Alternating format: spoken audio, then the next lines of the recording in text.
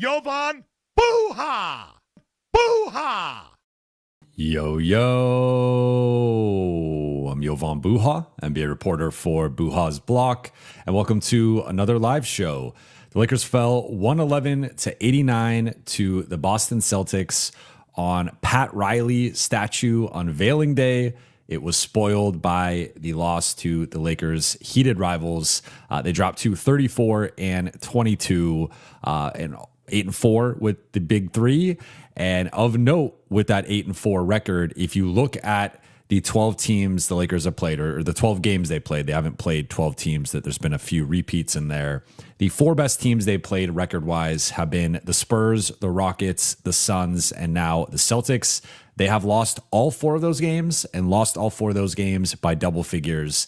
So this continues the notion that is out there that the Lakers can't beat the best teams in the league. And right now, that's not even a notion. That is just a fact. You look at every big game the Lakers have played basically since late November, they have lost. Think the two best wins of the season from an opponent perspective were Minnesota and San Antonio. Both of those games happened in the first 2.5 weeks of the season. Since then, the Lakers have basically beaten teams that are like just a little bit above 500 and below. But when they played the San Antonios, the Houstons, the Detroits, the Bostons, they have been blown out. And this, whether they've had the big three or not, and you could even argue that having the big three has actually been a bad thing when factoring in how those lineups have performed up to this point in the season, but also going back to last season. But wanted to shout out the late night gang, shout out to everybody in the chat, and let's get into the game. So no three takeaways from me tonight. I will do a big picture takeaway because that is the one that matters the most to me, and I will encompass some of the things I maybe would have touched on in the three takeaway section. We'll be doing notable performers and then stat of the night and then going into Q&A. So Buha's big picture is, to me, this is a statement loss. And I've talked about statement wins and the Lakers' lack of statement wins this season and the need for several statement wins down the stretch of the season to inspire confidence in the Lakers' ability to beat the very best teams in the NBA. This, to me, was a statement loss. And it, as I said, I would say it's more of a notion at this point because the Lakers still have time to beat some of the best teams in the league down the stretch of the season. But up to this point, it is difficult to have confidence. Like when you see the Lakers playing a team of a certain caliber, when you see them playing an OKC, a San Antonio, a Denver, a Houston, potentially Minnesota, we'll see what that looks like when they play them again. But in the East, a Detroit, a Boston, a New York, a Cleveland, those are, in my opinion, if you include the Lakers in that list, those are the 10 best teams in the NBA. And if we go through it, they lost to Detroit. They've lost to Boston twice. They lost to New York. They lost to Cleveland. They've lost to OKC twice. They lost to San Antonio. They went 1-3 against them. They beat Denver, though there was no Jokic, and they were without multiple starters. Though the Lakers were, without several guys as well. Got blown out by Houston in a game they had the big three, although Austin ended up exiting. But that did not change that game. They were going to get blown out regardless. And then beat Minnesota twice at the beginning of the season. Once the second game of the season, which was a very nice win, one of their best of the season. Second one, no Ant, no Luka, no LeBron. So hard to take away much on both sides, but Lakers technically won that game. Those to me are the 10 best teams in the NBA. And as I just went through it, with the exception here of Denver, which again, context, both sides were missing multiple pieces. Everyone else, the Lakers have Denver and Minnesota are the two teams that they've gone 3-0 against those two teams. Everyone else in the West, it's OKC, San Antonio, and Houston. They are a combined 1-6 against those three teams. Then you go to the East, they are now 0-5 against the top four teams in the East.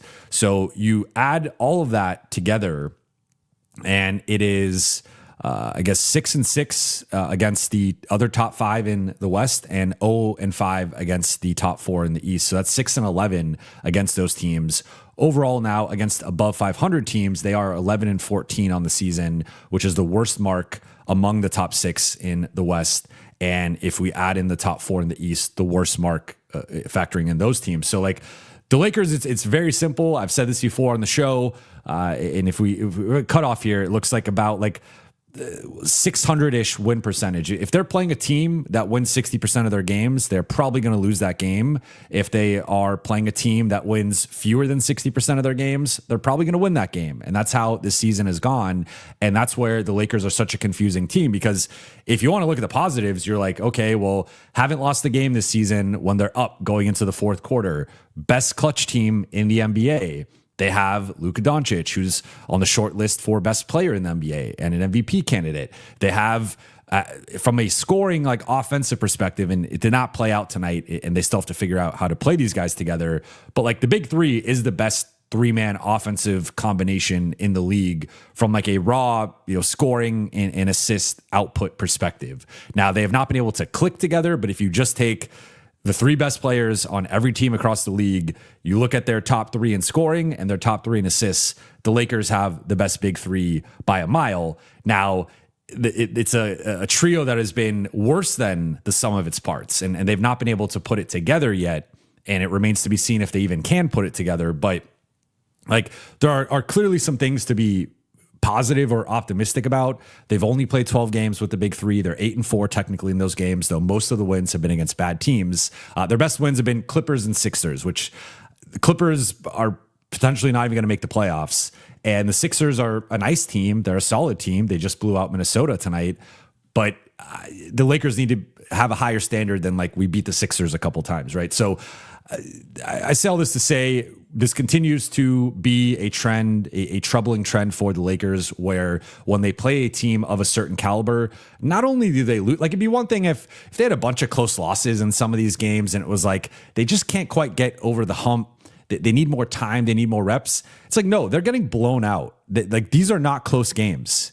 And, tonight, I know a lot of people had an issue with the reffing, and certainly there was a couple goaltending calls. There were some offensive fouls that weren't called. There were some 50-50 calls that went against the Lakers.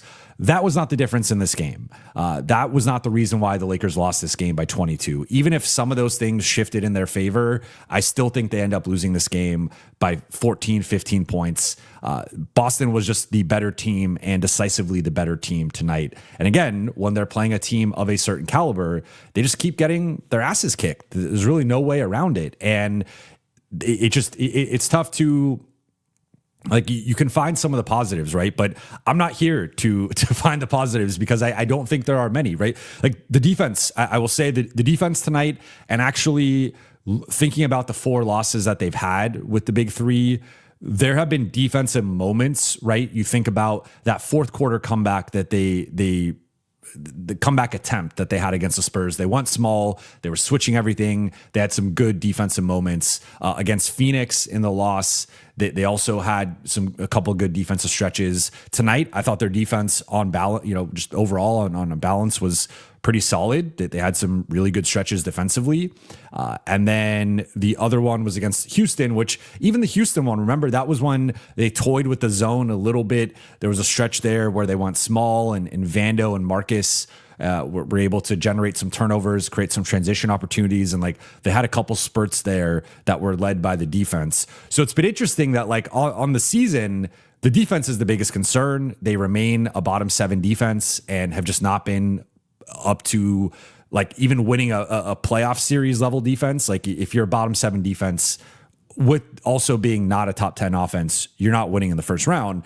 But it's been in these matchups, it's actually been the defense that has been, I would say, better. It's been the offense that has completely fallen apart. And that has been something that's been jarring to see from this group, because tonight, you could start just getting into it. LA shot 39%. They only had 8 turnovers. So like they took care of the ball. And from a possession standpoint, they attempted 4 more shots than Boston.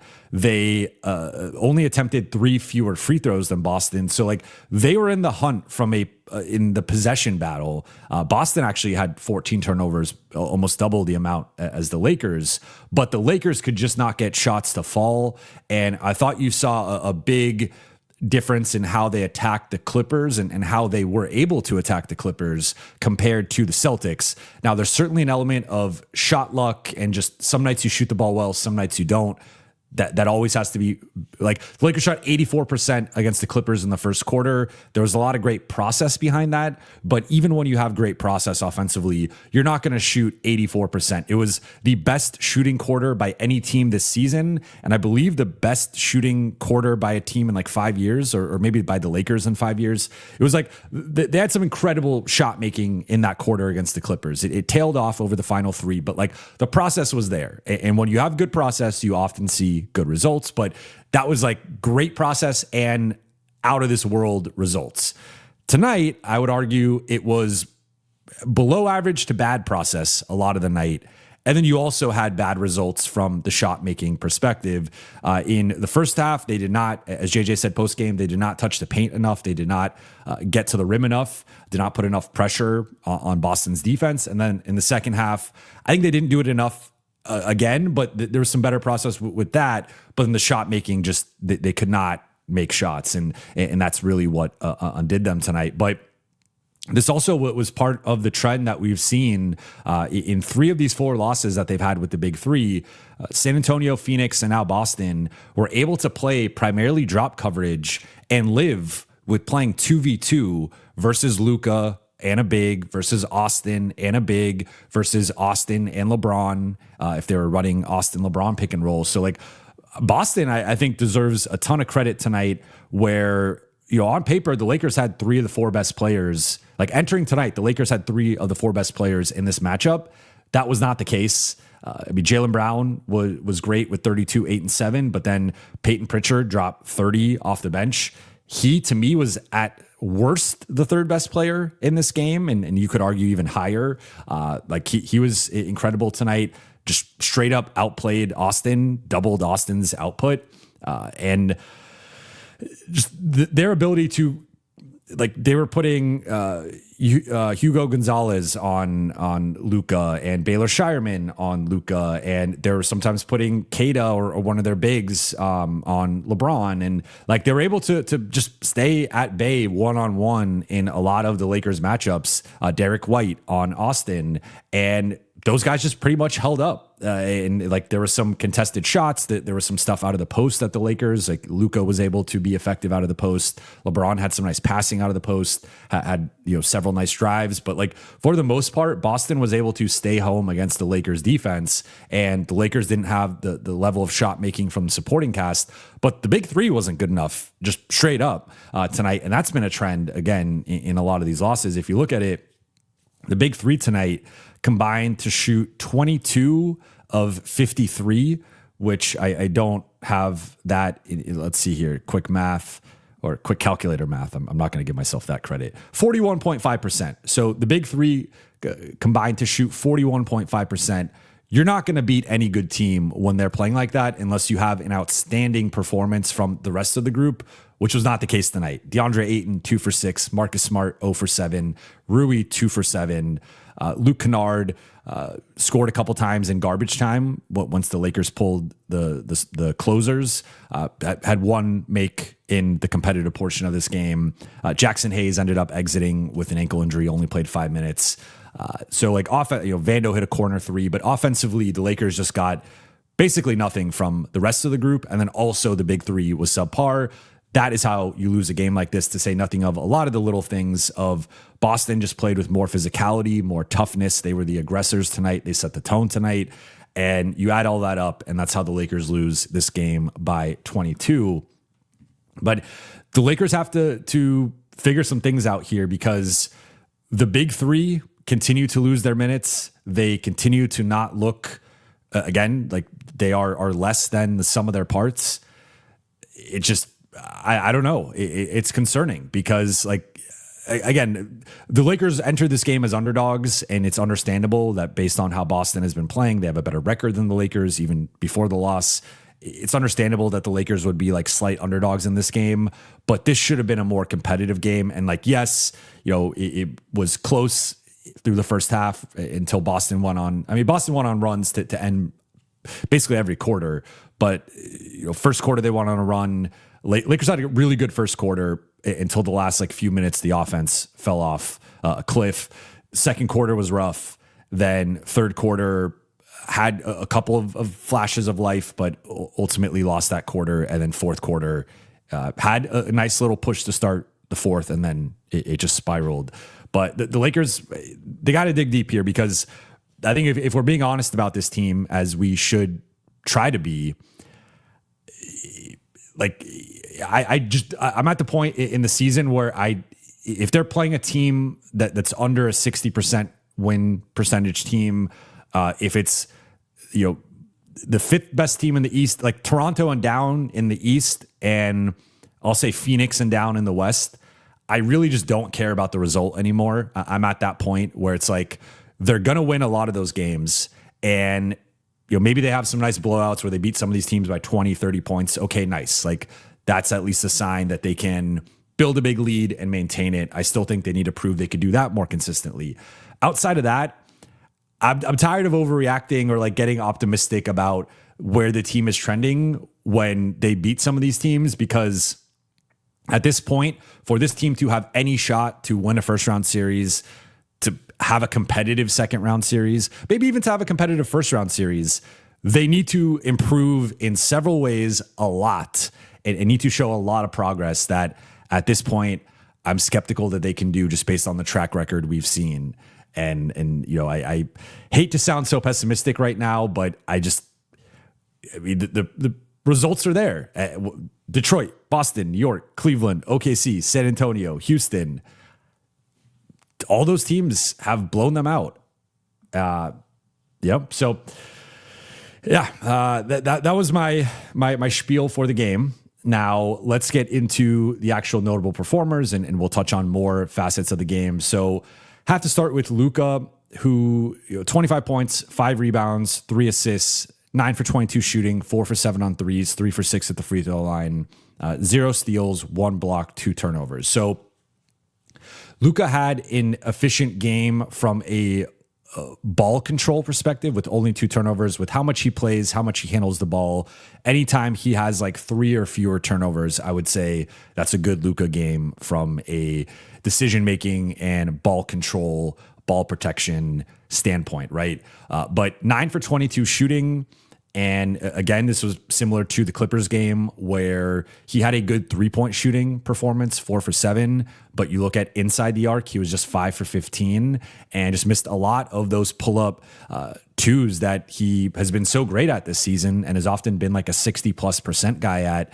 But recently, we've talked about it, there's been the ups and downs with the making the threes, missing the twos, making the twos, missing the threes. Tonight, it was the latter. And I just thought Boston, Shireman and Gonzalez and Jaylen Brown and whoever was switched onto him or just guarding him on a given possession, they pretty much like stayed in front of him and contested. And Luka made some tough threes and hit a couple step backs, had a nice off ball curl into a 3, and was hitting some tough shots. But for the most part, it was nothing easy tonight. And so I think Boston deserves a lot of credit.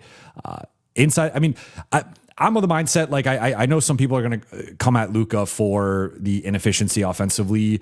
For me, I have more of an issue with the shot selection when it's the threes that he's not hitting compared to the twos. So like, sure, could he have maybe passed up on a couple of his looks inside the arc?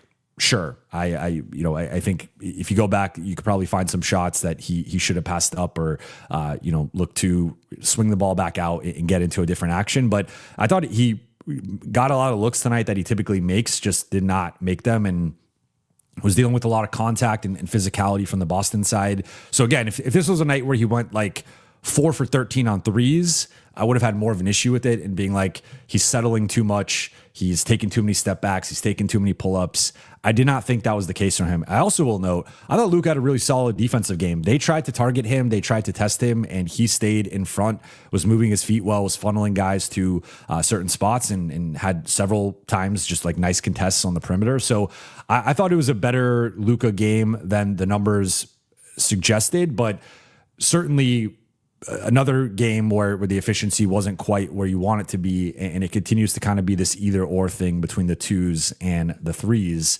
When he puts it together with both, he's unstoppable, and that's when you see the 40 plus point games, and like the Lakers offense is just at a different level. LeBron had an interesting game in that he set a great tone early, had 6 quick points. I think 6 of the Lakers' first like 14, 15 points, something like that. Then quiet second quarter, turned it on in the third, I think had 10, and then finished with 20 overall, but 9 for 21 shooting from LeBron, 1 for 5 on threes. So he was 8 for 16 inside the arc. That's solid. That's lower than LeBron typically shoots on twos. But I thought with LeBron, it's been more so like I don't love some of the pull-up jumpers when I feel like he can settle for some of those long twos or mid-range twos when he gets a few buckets on the interior, and then he starts to kind of test out the jumper. The jumper has just not been there consistently this season, and that's just been a limitation with him. But took care of the ball, only 1 turnover, had 5 assists, a couple steals, and a block. So I thought as in the zone, the Lakers on the weak side especially were subpar in terms of tracking shooters and closing out to shooters. LeBron was a culprit on multiple of those possessions, but defensively had some nice playmaking. Again, had some lapses for sure, but I thought like offensively, it's really been the jumper that just has not been there for him. And, had a couple of those, the one play that was goaltended that should have been a basket. So I guess technically should have had 22 points. Had been 10 for 21 from the field, which means he would have shot above 50% on twos, but not like Lakers needed more overall from him. But now we get to the guy that they really needed more from. And I have defended Austin at times. I've defended Austin many times. I've defended Austin in some of these bigger no-show or subpar performance games. There's no defending this. And even the OKC game, remember, like I was harsher and more critical on Austin, especially for that second half against OKC. This was one where like the only positive I can really say with him was I thought defensively he did a pretty good job against Derek White. And I actually thought there's some pretty good defensive possessions from him. But outside of that, Austin having 15 points, did have 7 rebounds. So like, I think that plays into the defense. 7 defensive rebounds led, it was tied with DeAndre Ayton for the team lead and the starting lead. But outside of that, and of course with Austin, like you're going to judge him more on the offensive end. Like that's what he really needs to be doing as the number 2 or number 3 option, depending on the night. 15 points on 4 for 10 shooting, 1 for 4 on threes. Got to the free throw line, 6 for 7, but and only had 1 turnover, but only 2 assists. And then the inefficiency offensively, the inability, like created separation decently at times, and just missed some of those shots. But like this continues the trend of him struggling in a lot of these matchups against great perimeter, good to great perimeter defensive teams. He has struggled. Like you go back to the Phoenix loss, the San Antonio loss in the context of when they had the big 3, he struggled in those games as well. So this is a growing trend and just a trend at this point, frankly. And it's concerning with Austin where, these are the types of, he struggles against this type of team. And the issue for him and the issue for the Lakers is this type of team, more than half of the top 10 teams in the NBA fit this mold in terms of defensive style and defensive personnel. Like, again, going through it quickly, Detroit didn't play well against them. Boston now played better in the first one after had a really rough start to that one, then started to play better, but overall was not like I wouldn't say it was like a good performance from him. New York, he was out for that game. Then Cleveland, he was out for that game as well. OKC had a bad game the first game, had a good first half, bad second half in the last matchup. San Antonio has only played in a couple of those, or maybe one of them, if I'm not mistaken. Denver, I think, missed that game. Houston ended up exiting that game early. I actually thought he fared the best of the big 3 through the first 2 quarters of that game, but it still was not like a good game from him. But I thought he created his own shot well. And then the Minnesota games was solid. I would say it was good in the first Minnesota game and was great in the second Minnesota game. That was the game, 28 points, 16 assists, and hit the game winner over Gobert and DiVincenzo. But a lot more concerning performances from him in that mix than encouraging performances from him. And he just was straight up not good enough tonight. Again, like I thought there were some things defensively I liked. He also had a couple steals and a block, but to go with the 7 rebounds, it's just offensively did not give the Lakers what they needed. And the combination of White and Pritchard and I mean, they didn't even really use Jordan Walsh tonight, who I thought defended Austin great in that first matchup in Boston. Like they just locked him up, and he did not have the type of performance that that the Lakers needed. Then we get into everybody else, and this is where the big three produced. They did not produce efficiently, and they did not produce to the level that the Lakers needed. So I think you always have to start with the top and look top down when a team loses in a manner like this. But when we get into the rest of the group, this was not close to the performance they needed from basically anybody else. So to start, DeAndre Ayton had to play a certain amount just because Jackson Hayes got injured. But if you think about, the Lakers pulled the plug at like the 3-ish minute mark of the fourth quarter, I think just under 4 minutes left. So we'll be kind and say they played 44 minutes before they pulled the plug. They only played a center in 30 of those 44 minutes. 25 for DA, 5 for Jackson. So they went small for the other 14 minutes, 11 with Vando as a small ball 5, and then 3 with, I forgot if it was LeBron or Rui technically as the 5. But DA, 4 points, 7 rebounds, 2 for 6 shooting, an assist, a steal, a block. Just another disappointing, underwhelming performance from him against an elite team. Neemias Queta just straight up outplayed him tonight, 10 points and 12 rebounds in basically the same amount of minutes. You felt his impact way more. Queta, in some ways, Queta and Ayton are similar in terms of their general player archetype. I think Queta plays with more force, but this was the second time that they played each other, and Queta was just the best center out there. And was also doing so with way lower expectations and just way less spotlight on him. But DA, I mean, I don't know what else to say, but it's just it's not been good for a while. And I want to shout out friend of the show, Raj Chapalu, who tweeted this, but entering or for the month of February, DA, I believe, has been shooting under 40% outside of, beyond the rim, and has not attempted a mid-range shot in going on a while here. So he's just not been the same offensive player. And then when the offense is not there, you see the motor fluctuate and decline. You see the defense. I thought the defensive end was really rough for him, continues to struggle with the Lakers drop coverage in terms of his angles, defending screens, and just not much of a presence out there, missing point blank shots around the basket, and, failing to convert when having mismatches against smaller players. It's been a rough almost 2 months at this point for him in totality, especially when factoring in the caliber of opponent. He had some nice games against New Orleans and Memphis. And, since then it's been rough. Marcus, 0 points, 0 for 7 shooting, 0 for 5 on threes. Fans were groaning in the fourth quarter when Marcus, missed his final 3. 1 rebound, 4 assists.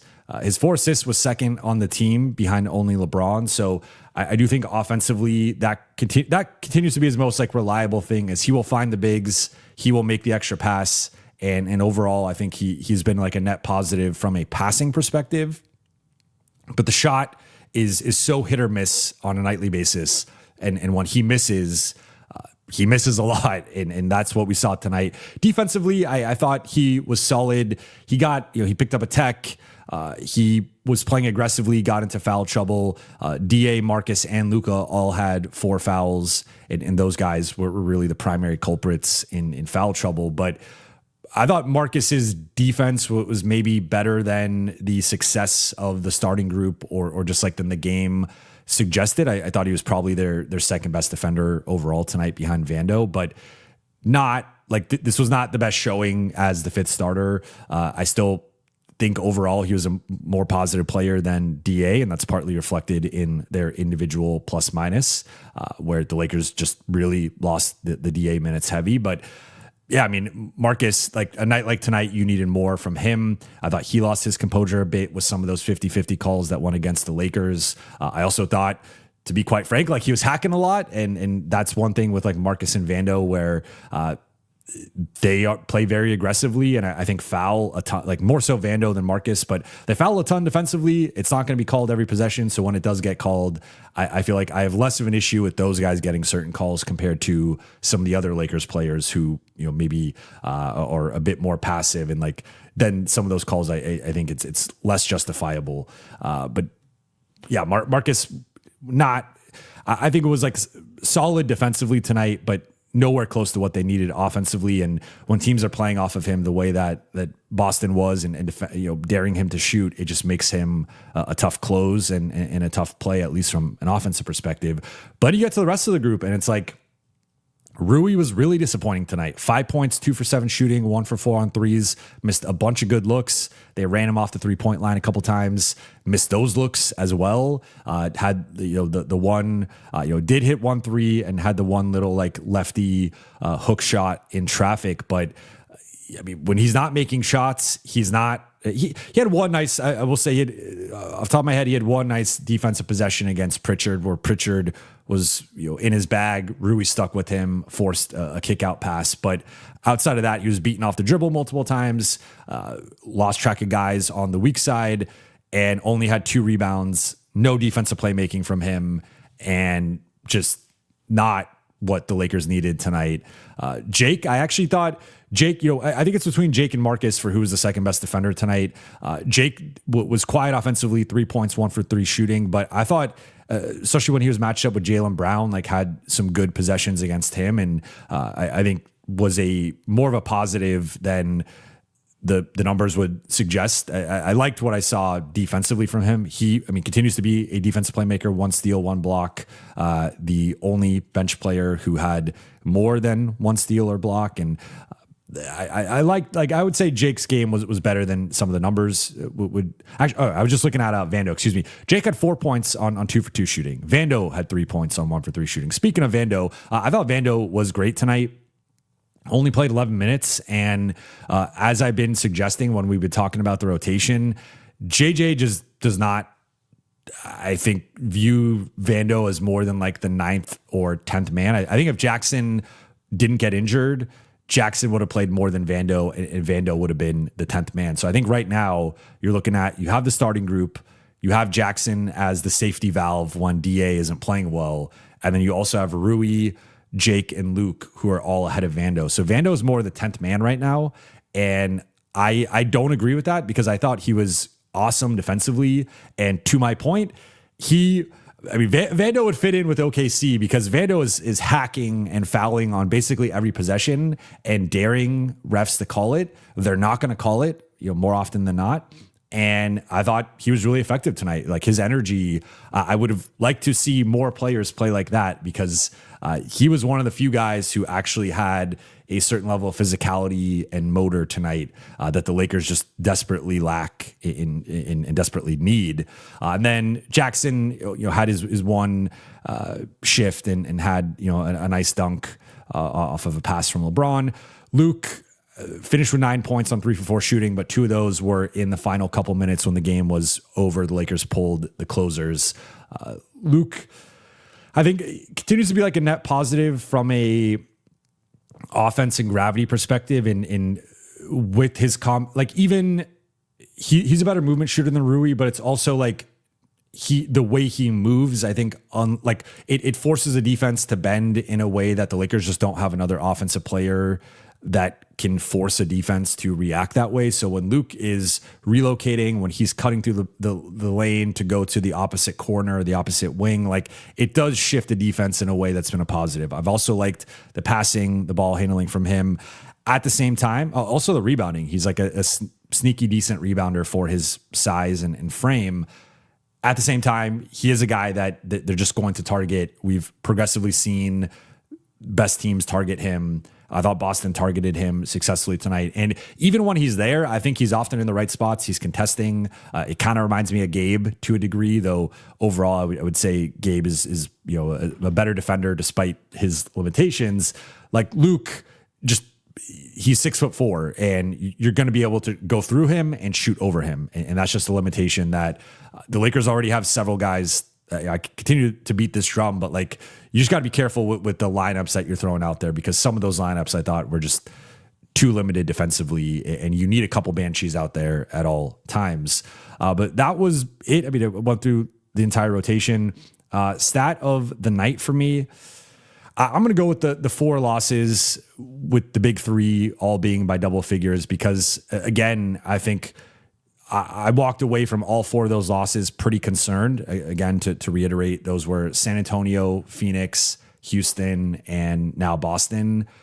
I did not feel great about any of those losses. Did not really see like some kernel of optimism after any of those losses. And it'd be one thing if the Lakers are losing some of these games close to some of these teams, but they also had a really big missed opportunity tonight. Denver lost and Minnesota lost. So had the Lakers won, they would have been in sole possession of third place right now, technically tied with Denver, but they by percentage points and also currently having the season series against Denver, they would have been the 3 seed. Instead, they momentarily dropped to 6, but then Minnesota lost, so they jumped back up to 5. But this was a missed opportunity from that perspective as well. But with all that said, let's get into the Q&A here. First one from Michael D. Appreciate you. Take for Oscar Wembanyama. That is where we're at. I don't even know how old is Oscar Wembanyama. Let's see here. He's not going to be 7'7". He's 6'8". He's 18. So yeah, the Lakers have a couple of years here to tank for him. In all seriousness, like I get it, but the Lakers' time is now. Luka's going to be 27. The time should be now to be going for it. And it doesn't seem like it's going to happen this year, but next year should be the goal, and we'll see if they could pull that off. Jay Spares, thank you for the super chat. 3 seasons wasted in a row. Roster just sucks, and so does Rob. Change of topic. We need a shelf tour. Also, tip they make fans for cameras for overheating. Thank you. So,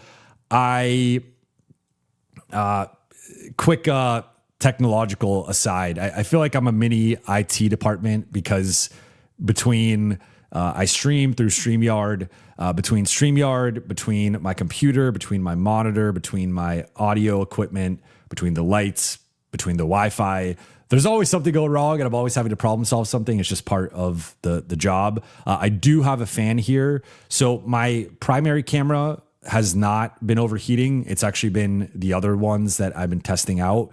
What happened with this camera last stream was I have a dummy battery, which allows you to stream and, for longer, not worry about the battery, just because naturally the battery is going to die in like 2 to 3 hours.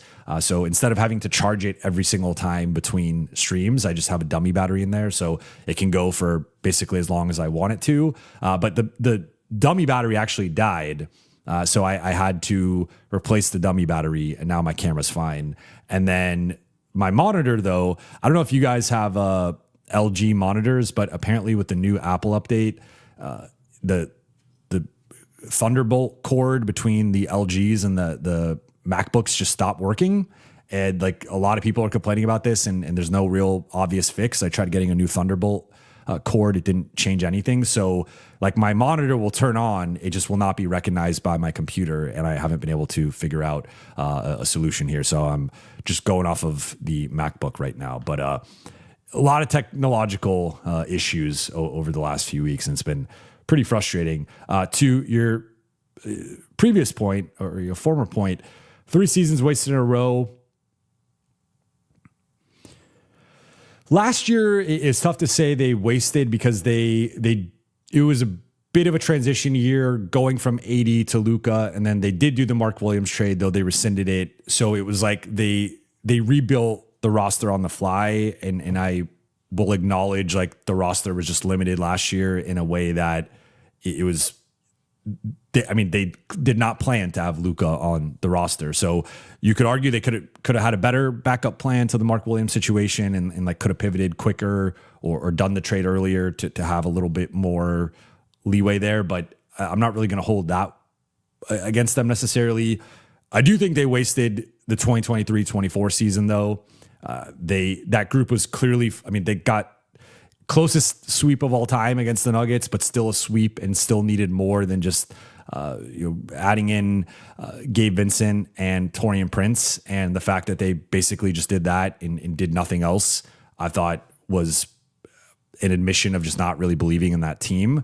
And then this year, I guess it's a continued transition year because they only brought in Luke Kennard, who did not help their biggest roster-wide issue of like defense and athleticism. But I will be doing a shelf tour now that everything is sort of set up. I am overdue for that. I'll do a shelf and office tour. Pastor D, thank you for becoming a member. I appreciate it. A shout out to Pastor D 1959. I really appreciate you. Peter, thank you for the super chat. Tier 1 contenders, Detroit, OKC, San Antonio. Nuggets defense is horrible. Boston can't handle Detroit. New York flawed. Lakers will lose in first round unless they get Phoenix.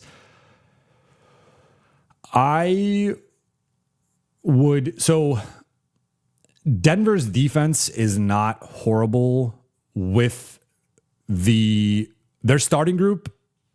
And you guys know how much I love looking at the starting groups and like looking at how they perform. Their healthy starting group has defended at a level of the second best defense in the league behind only OKC. When they've had Jokic, Murray, and Gordon, it's similar to the Lakers in that they've had those guys for under a combined 20 games. They have defended at a top 5 defensive level. So the current version of the Nuggets that we're seeing, yes, they are a bad defense, but I would say the difference the Nuggets and Lakers are similar in their general construction of like great. I was gonna say good, but we'll say great offensive teams. Lakers have been good, Nuggets have been great, but we'll just say great offensive teams. And on paper, like not the level of an OKC, a San Antonio, Minnesota, Houston defensively, right? Like if we're ranking the defenses of the top 6, Denver and LA, I think are the bottom 2.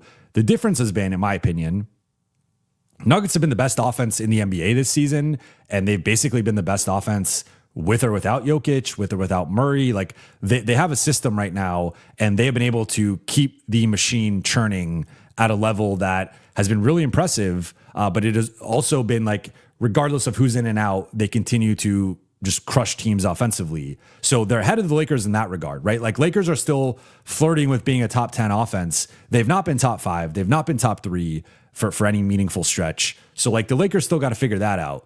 But then defensively, yes, Denver right now is technically similar to LA, and they've recently been lower than LA in defensive rating. But my pushback to that, or my distinction there, is the healthy version of Denver has been an awesome defense and has been better than I think even like optimists thought would be defensively. The healthy version of the Lakers has not been that. They've still been bad defensively. So I would argue that now, will Denver get healthy is a fair question, and that will determine Denver's season of what they could do in the playoffs. If they don't get healthy, they could lose in round 1 or round 2 easily, and maybe in convincing fashion.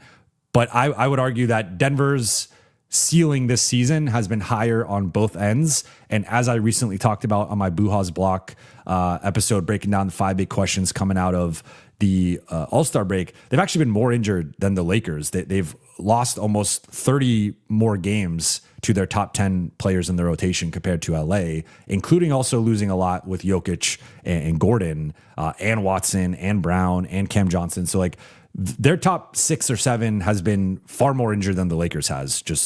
So I remain very high on Denver. I think they're the second best team in the NBA when healthy. But again, we don't know if they're going to get healthy. Boston, to your point, Boston can't handle Detroit. I think that's a fair take. We'll see what happens with Tatum and if he could come back and how impactful and effective he could potentially be. New York is a wild card to me. You just don't really know what's going to happen with them. You didn't mention Minnesota and Houston. I am also a bit lower on them. I don't view them as tier 1 contenders. Everyone's been like talking about Minnesota lately. Like, I get they've been to a couple Western Conference Finals. I think they've had a couple breaks along the way. Like, you need to often to make the conference finals, but I think Minnesota is at best the 4th best team in the West. And I would agree with you. I think right now the Lakers would be underdogs against the other 5 teams in the West in the first round, other than maybe Houston, but they're playing them a couple times in mid-March, and I want to see how they fare against them before I state that the Lakers are favorites. Connor Phillips, thank you for the super chat. Losing faith in JJ is supposed to be an offensive guru. No excuse for being mid on that end. All the talk about Luke Kennard, and he can't scheme any shots for him. So this last point is, I think, a fair point for Luke and Rui, that the Lakers can do a better job. I mean, look, we've been talking about scheming better looks for Rui all season. It just has not happened. And now it's not happening with Luke. My one like mini defense for JJ is I think Luke, and to a lesser degree Rui, can both let it fly a little bit more. And I think both guys are inherently selfless players and want to be efficient offensive players. And like, I get it to a degree, but especially on this team with its lack of shooting and what the shooting, like we saw against the Clippers, the Lakers hit 55% of their threes. They hit 17 threes. That broke the Clippers defense, because that is what allows LA, that opens up the paint for them to get downhill, to get to the free throw line, to get to the rim. When you're not hitting your threes like they weren't tonight, I think they went 9 for 30. Yeah, 30%, 9 for 30. You're not going to beat anybody good going 9 for 30. Like, it's really tough to do. And also of note, maybe we'll say belated stats of the night. Second fewest points the Lakers have scored this season, and second worst field goal percentage the Lakers have had this season. And I don't want to just chalk that up to like an off shooting night. I think Boston deserves a lot of credit defensively. But to your point, JJ's not been able to figure out, the Lakers have not been able to figure out, but JJ is, of course, the leader here, and he's the one dictating the offensive organization and just the flow of things. He has not been able to figure out some of these, the best ways to attack these drop schemes. And it feels like they eventually figure out, like, oh, let's start to go to the post more, or, oh, let's try to get downhill more in space in certain ways. But like it's a little bit too late in the games, and they have the first like 2 to 3 quarters where they're just trying the same things and they're not working. And then eventually there's like an aha moment of, let's try this. Then it's too late. And I thought that was partly the case tonight. But I would agree with the notion that through his first season and 2/3 now, season and almost 3/4 now, I've been much more impressed with JJ, the defensive coach, than the offensive coach. And the offense has often gotten by with just incredible skill and talent and shot making, like specifically shot making with Luka, with Austin, with LeBron, like those guys.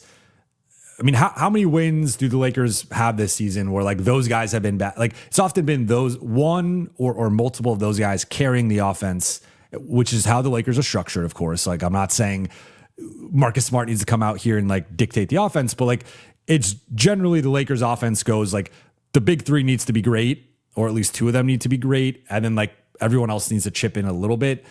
But I think they could do a better and more varied job. And I thought they, like the Clippers game, I thought there was a lot to be encouraged by from that game in terms of the process. There was a lot of movement, off-ball screening, the flares, the pin downs, side-to-side actions. The ball was I think it had a nice pace and verve to it.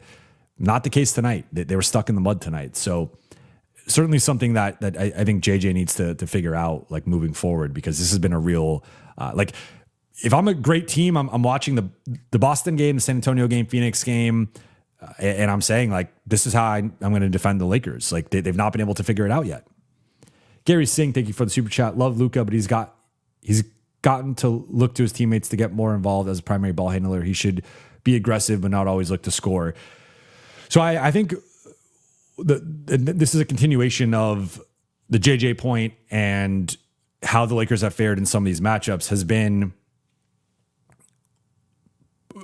part of what gets the Lakers offense going when it's at its best has been like, if you put 2 on the ball against the Lakers, that's often been death, right? Like we've seen, they've really improved in the 4-on-3 situations, and a lot of their great offensive stretches have been, you can't guard Luka, you can't guard Austin, you can't guard LeBron.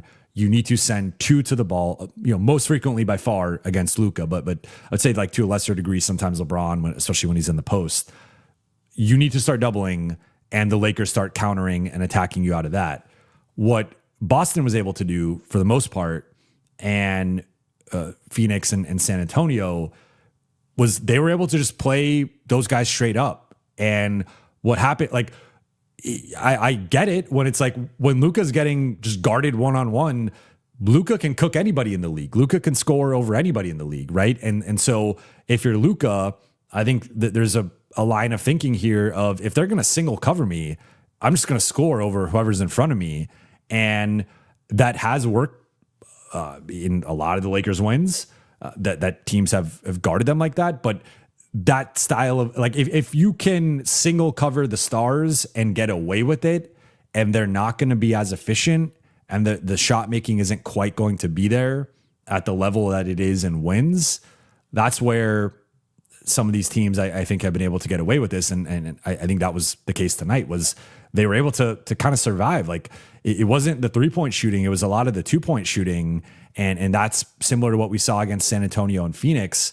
Luka struggled from 2 in those games as well.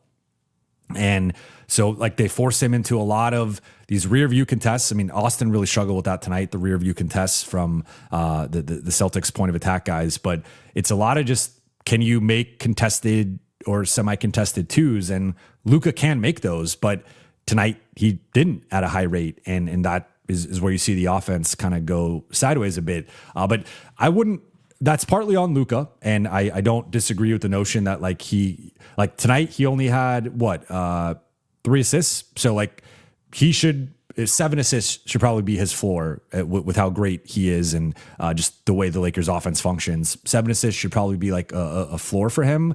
But I also think this defense by design is trying to entice Luka and Austin and LeBron to play more one-on-one, to play more ISO.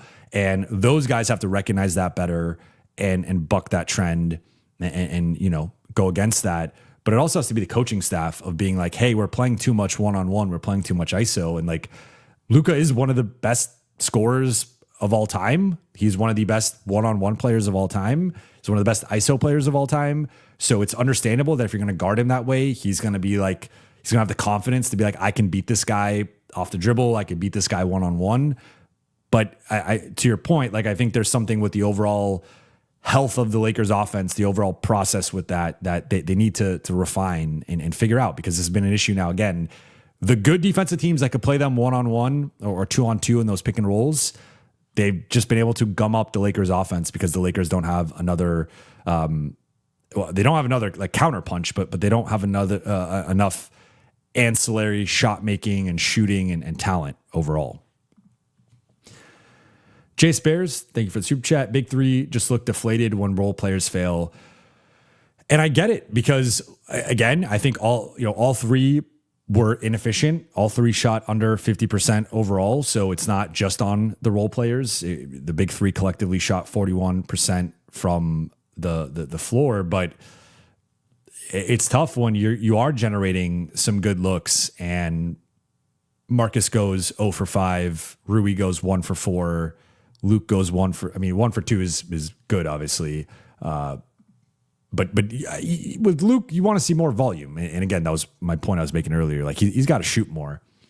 But I understand it. Like, the big 3 were not good enough tonight, but the supporting cast was nowhere. Like, the supporting cast got thoroughly outplayed. If we say, like, Jaylen Brown is the only star right now on Boston, Peyton Pritchard was incredible and better than any Laker outside of Luka. Vucevic was eating in the 5 minutes Jackson played. Vucevic ate his lunch and scored on him a couple times and was punishing mismatches. And the Lakers attacked him midway through the third. and got a little bit of a run there. And then I thought he was much better defensively from that point on. Like it was like LeBron got to the rim a couple times. Luka had a little floater over Vucevic. Then from that point on, he was much better defensively. Sam Hauser hit a couple threes. Keita, again, outplayed DA. Derek White, 8 assists, really good defense. Shireman, I thought, defended Luka like reasonably well. So, yeah, I mean, there was a lot to like from the Boston side. I mean, Gonzalez came in and picked up a bunch of fouls, but like they were also pressuring 94 feet all game and just making the Lakers, someone has to give the ball up, or they're dribbling against pressure. Like just little things like that I think the Lakers could do a better job of, in taking that on their side as well. But yeah, I mean, the role players are not good tonight. Peter, thank you for the super chat. What do you think of the increased ticket prices?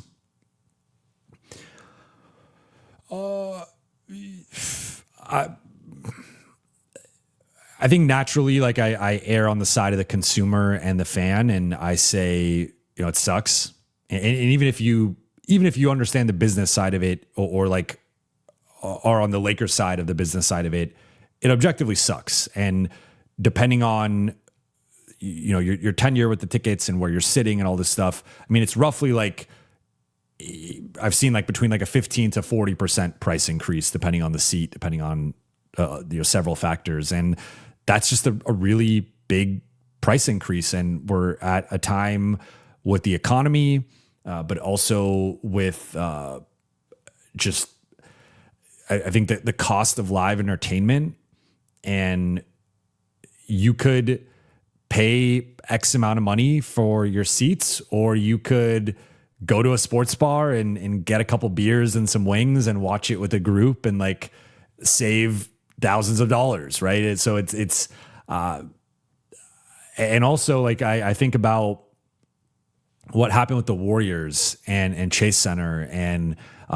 I went to several games, including playoff games at Roracle before the shift to San Francisco, and was there in like the early to mid 2010s for some big matchups, and that crowd was insane. That's still maybe the loudest crowd I've ever loudest crowd at a game I've ever attended was some of those peak Warriors games. And it's just a different vibe at Chase Center, and it's now much more corporate.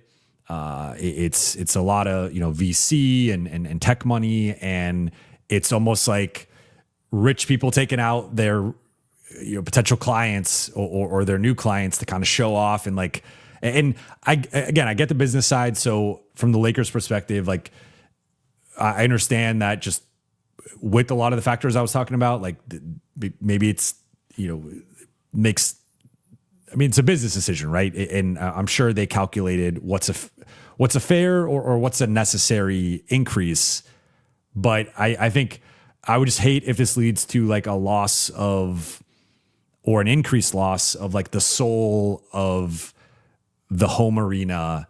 And again, I think you've seen that a lot in Golden State, and LA's a little different, right? It's just not, I don't think it's going to be quite to that level, but I feel like people have been a little critical of the home crowds the last couple of years, maybe even last few years, like post-COVID, and it just kind of stinks if this is the way it goes, and it just becomes like which mega rich person can afford these tickets.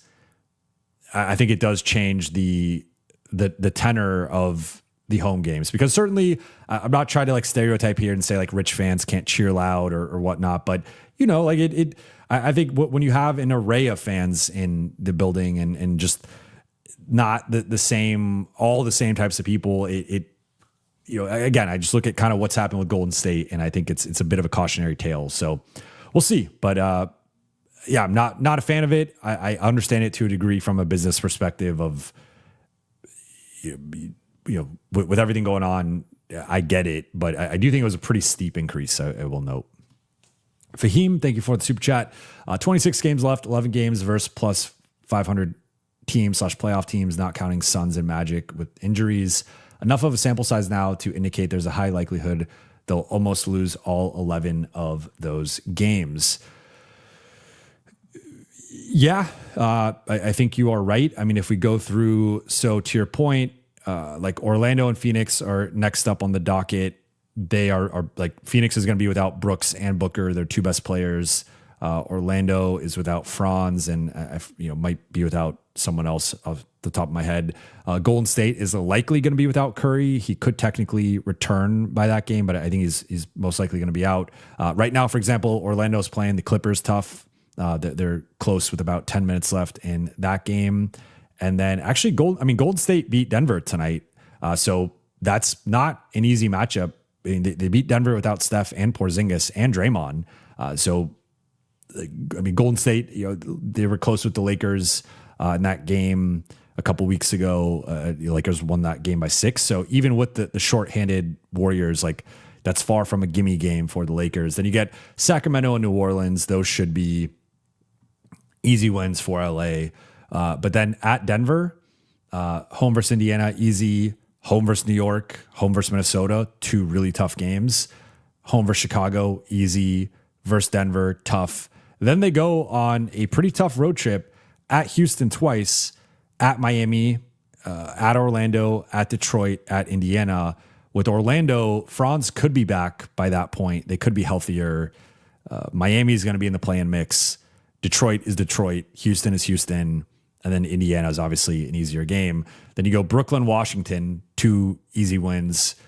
Cleveland, tough game.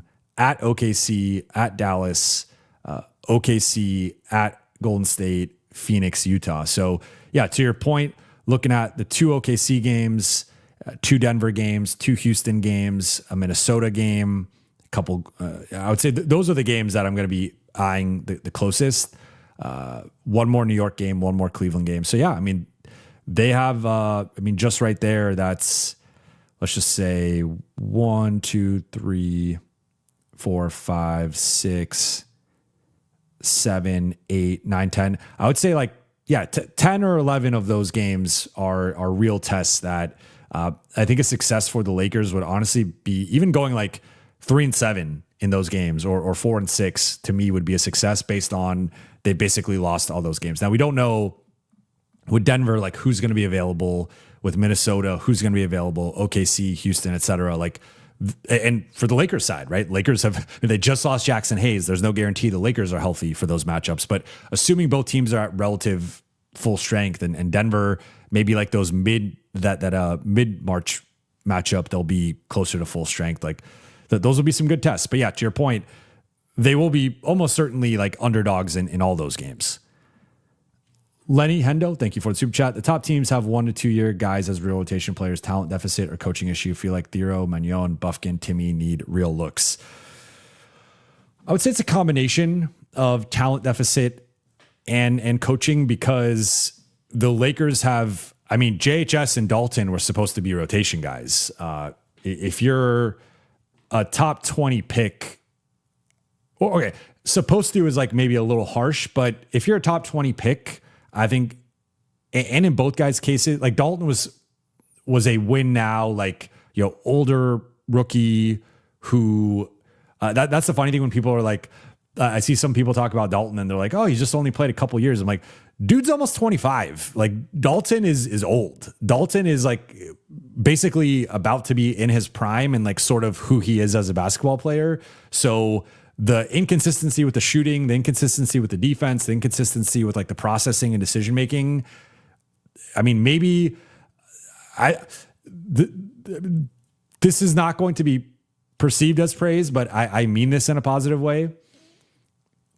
Maybe he could become a Landry Shamet somewhere. And Shamet has played well for New York. And he's bounced around and sort of been this bench shooter that is relatively inconsistent and limited defensively. Although I think the defense has gotten better, later in his career.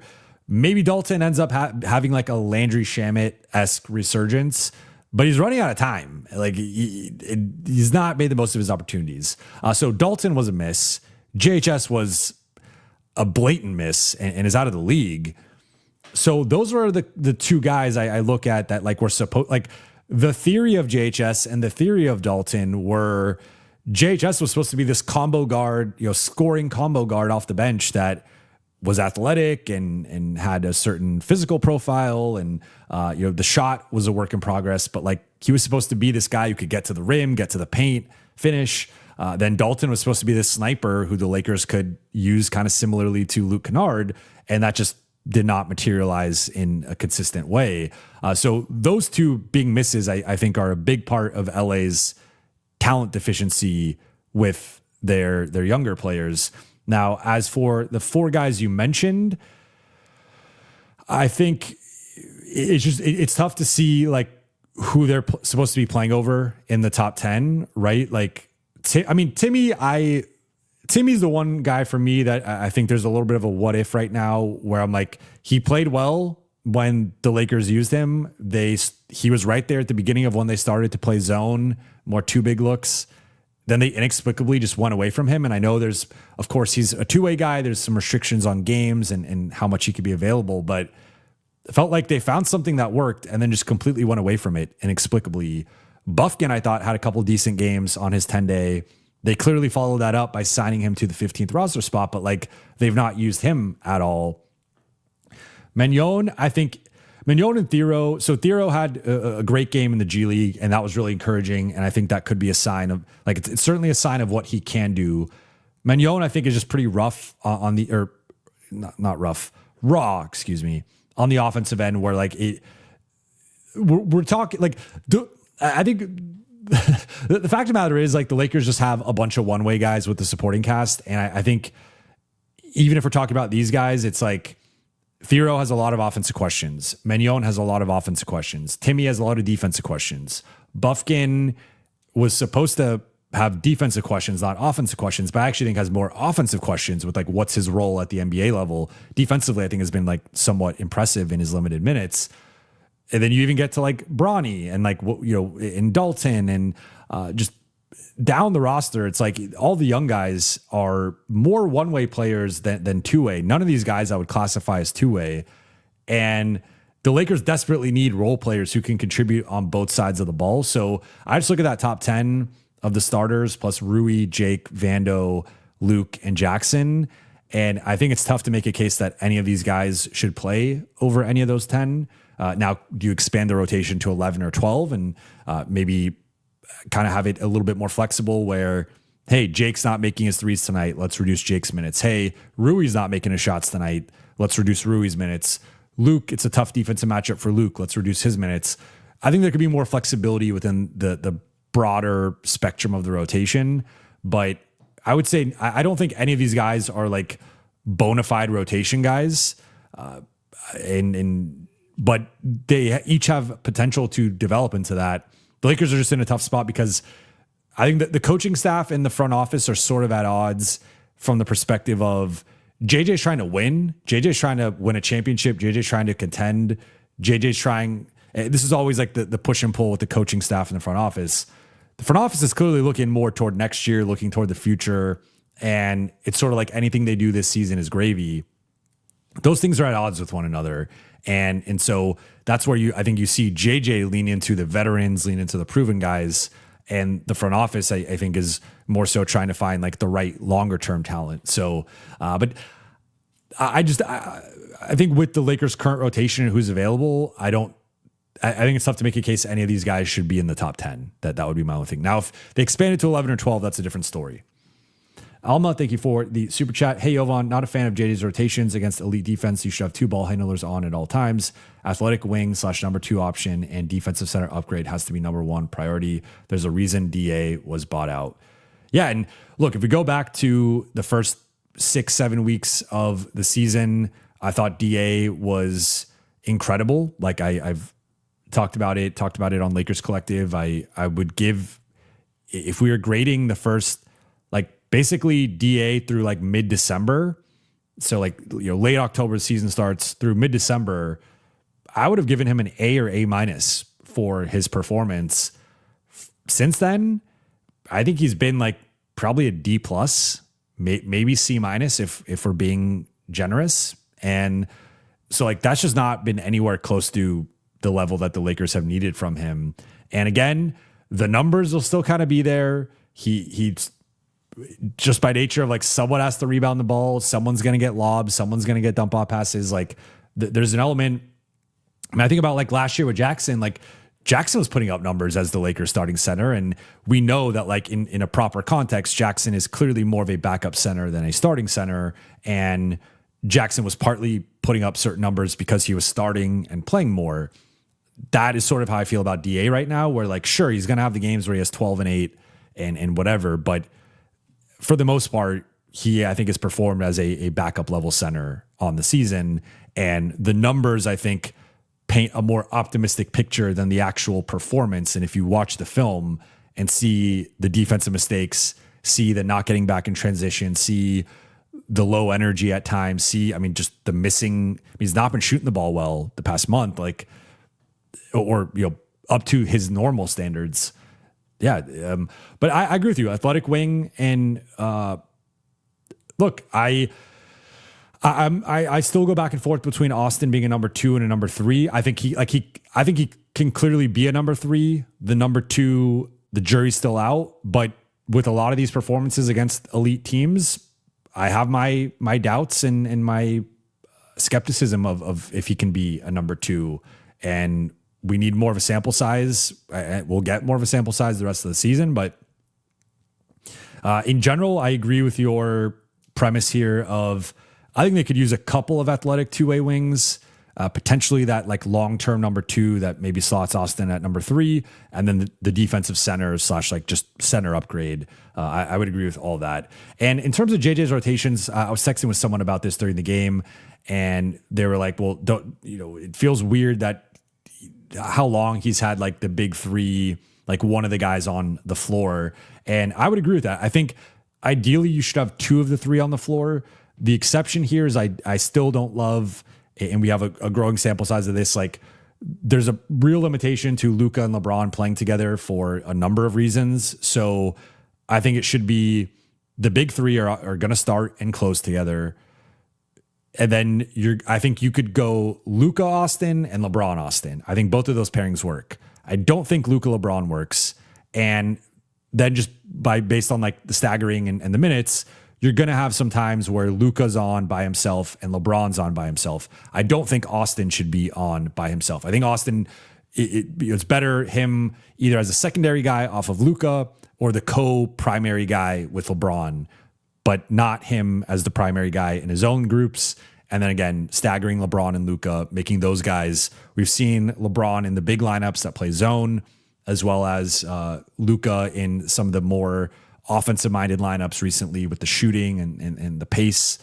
Like those are the things that work, I think, in general. But I would agree that they're still figuring out the rotation. And I liked it way more against the Clippers than I did tonight. But sometimes it comes down to like how the guys are playing. Like when the guys aren't playing well, you're kind of like, oh, well, the rotation sucks tonight. Or like, you don't love this combination with this combination.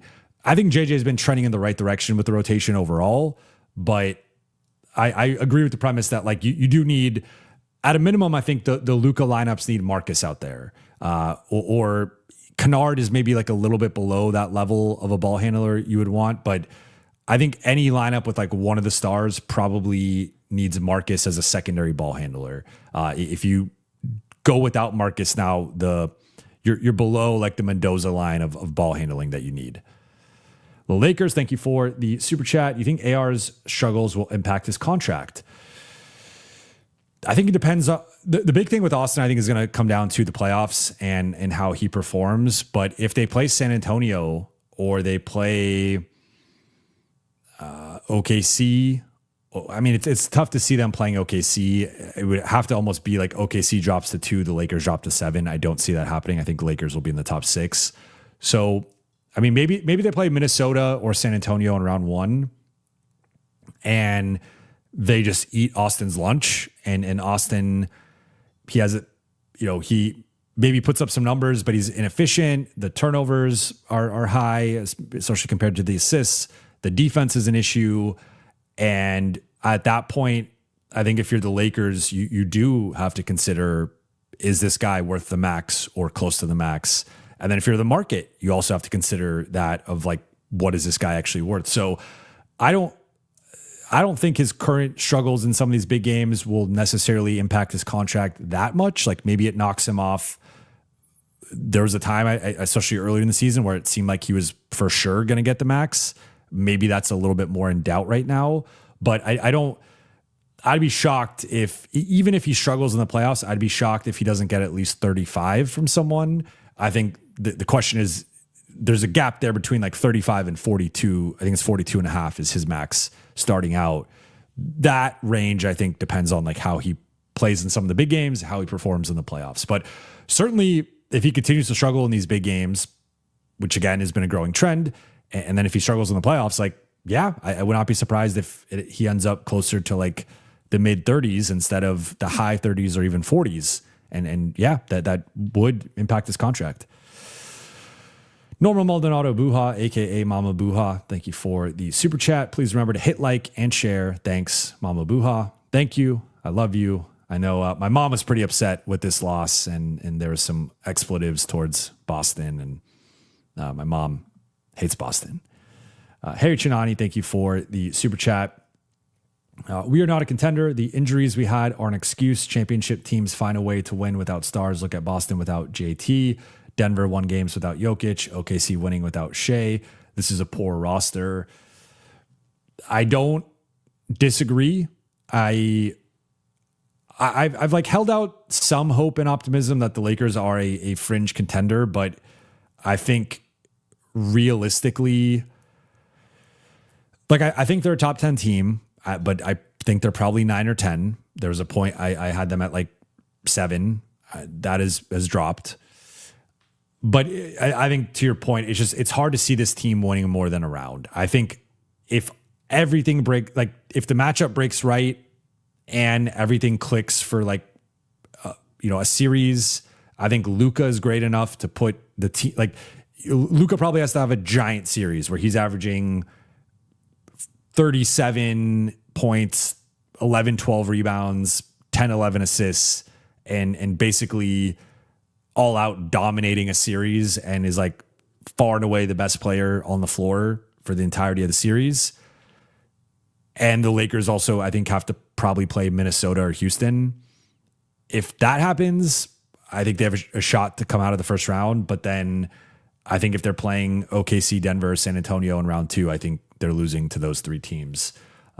So like, I guess if you think the second round is probably their ceiling, by nature, that's not a contender. I think a contender, you got to have a shot to make the finals. And I just there's really no credible evidence unless you go purely by record that the Lakers have any shot to make the finals. If you go by net rating, if you go by point differential, if you go record against above 500 teams, if you filter that against the best teams in the league, there's no evidence whatsoever that they could make the finals, just to be completely honest, or even conference finals, to be honest.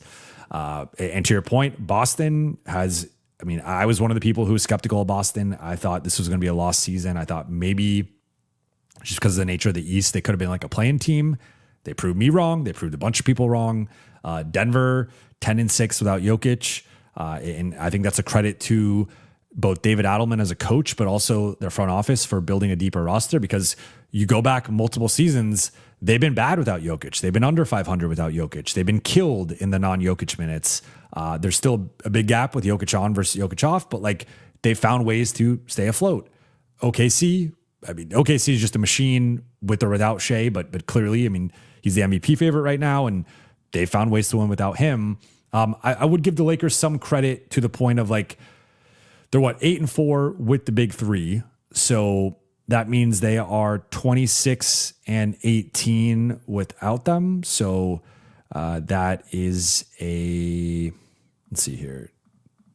That is a 59% win percentage, which if you extrapolate that out to 82 games, that's about a 48 win team. So with only 2 or fewer of the big 3 available, they've still won at a 48 win pace. With the big 3, they have technically won at it's misleading, but they've won at a 67 win pace. A 67% win percentage, which is a 55 win pace. Now, you add in the context of they've beaten the Clippers twice, the Sixers twice, they beat the Jazz twice, and I think they beat New Orleans and someone else off the top of my head. Like Brooklyn was the other one. That's not an inspiring. Again, Sixers twice, Clippers twice, Jazz twice, New Orleans and Brooklyn. That's not an inspiring 8 wins. And then you have the 4 losses by double digits. So yeah, I do. I don't know if I'd go as far as to say it's a poor roster, but it's an imbalanced roster, and there's a lot of one-way players. Lakers Sean, thank you for the super chat. The league has a growing issue of people testing refs to call everything. Spurs, OKC, Detroit, Boston, and more. So this might be my least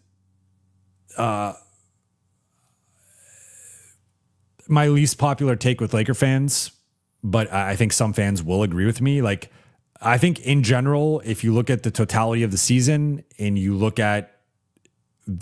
add up all the games together, I think the Lakers generally average out as at a minimum neutral in terms of the calls they get and how the refs ref their games to positive. I know like there's been some recent games where people have been really upset with the reffing, and certainly like the reffing tonight was not good. I don't disagree with that premise.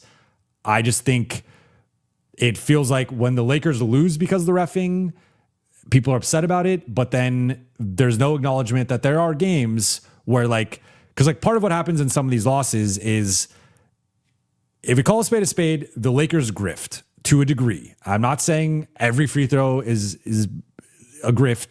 But the Lakers are among the league, the league leaders in grifting, and some teams do it well, some teams don't. But there is an element of that, and they often get a lot of those calls. And the nights they don't, which tonight, some of the stuff of trying to jump into guys and draw fouls was not working for them. They get frustrated, and then you see it. They don't get back in transition. They're arguing at the refs. They get texts, but I think they get those types of calls. I would say 3 out of every 4 games, maybe 3 out of every 5 if we're being conservative. So yes, there will be the game every few games where they don't get the calls. But I do think the Lakers come out pretty positive. And I know for some fans, they're going to disagree but I mean, certainly it's part of it's their style of play. They do put a lot of pressure on you I think they're one of the toughest teams to ref. I've made the point OKC is the toughest team to ref because they foul on every single possession. I say that in jest, but they are very physical, and Shea obviously is great at drawing fouls. So that combination of it feels like they get a lot of calls, and then it also feels like they never get calls against them. That makes them really frustrating for a lot of fans to watch, and I think it makes them a tough team to ref. For the Lakers, though, the Lakers go to the free throw line a lot, and a lot of it's legitimate, but sometimes it's not. And I think they generally benefit more than they lose. And I know that might not be a popular opinion for some people, but that's why I continue to say, I think we can acknowledge some of these losses that they've had. They have gotten screwed by the whistle, but I do not think they lost this game by 22 points because of the refs tonight. I think that is a fantasy land take. If that's, I'm not saying you're making that point. I'm just saying, I think I said it at the top. I think they lost this game by 14, maybe if they had a better ref game. They were still going to lose this game.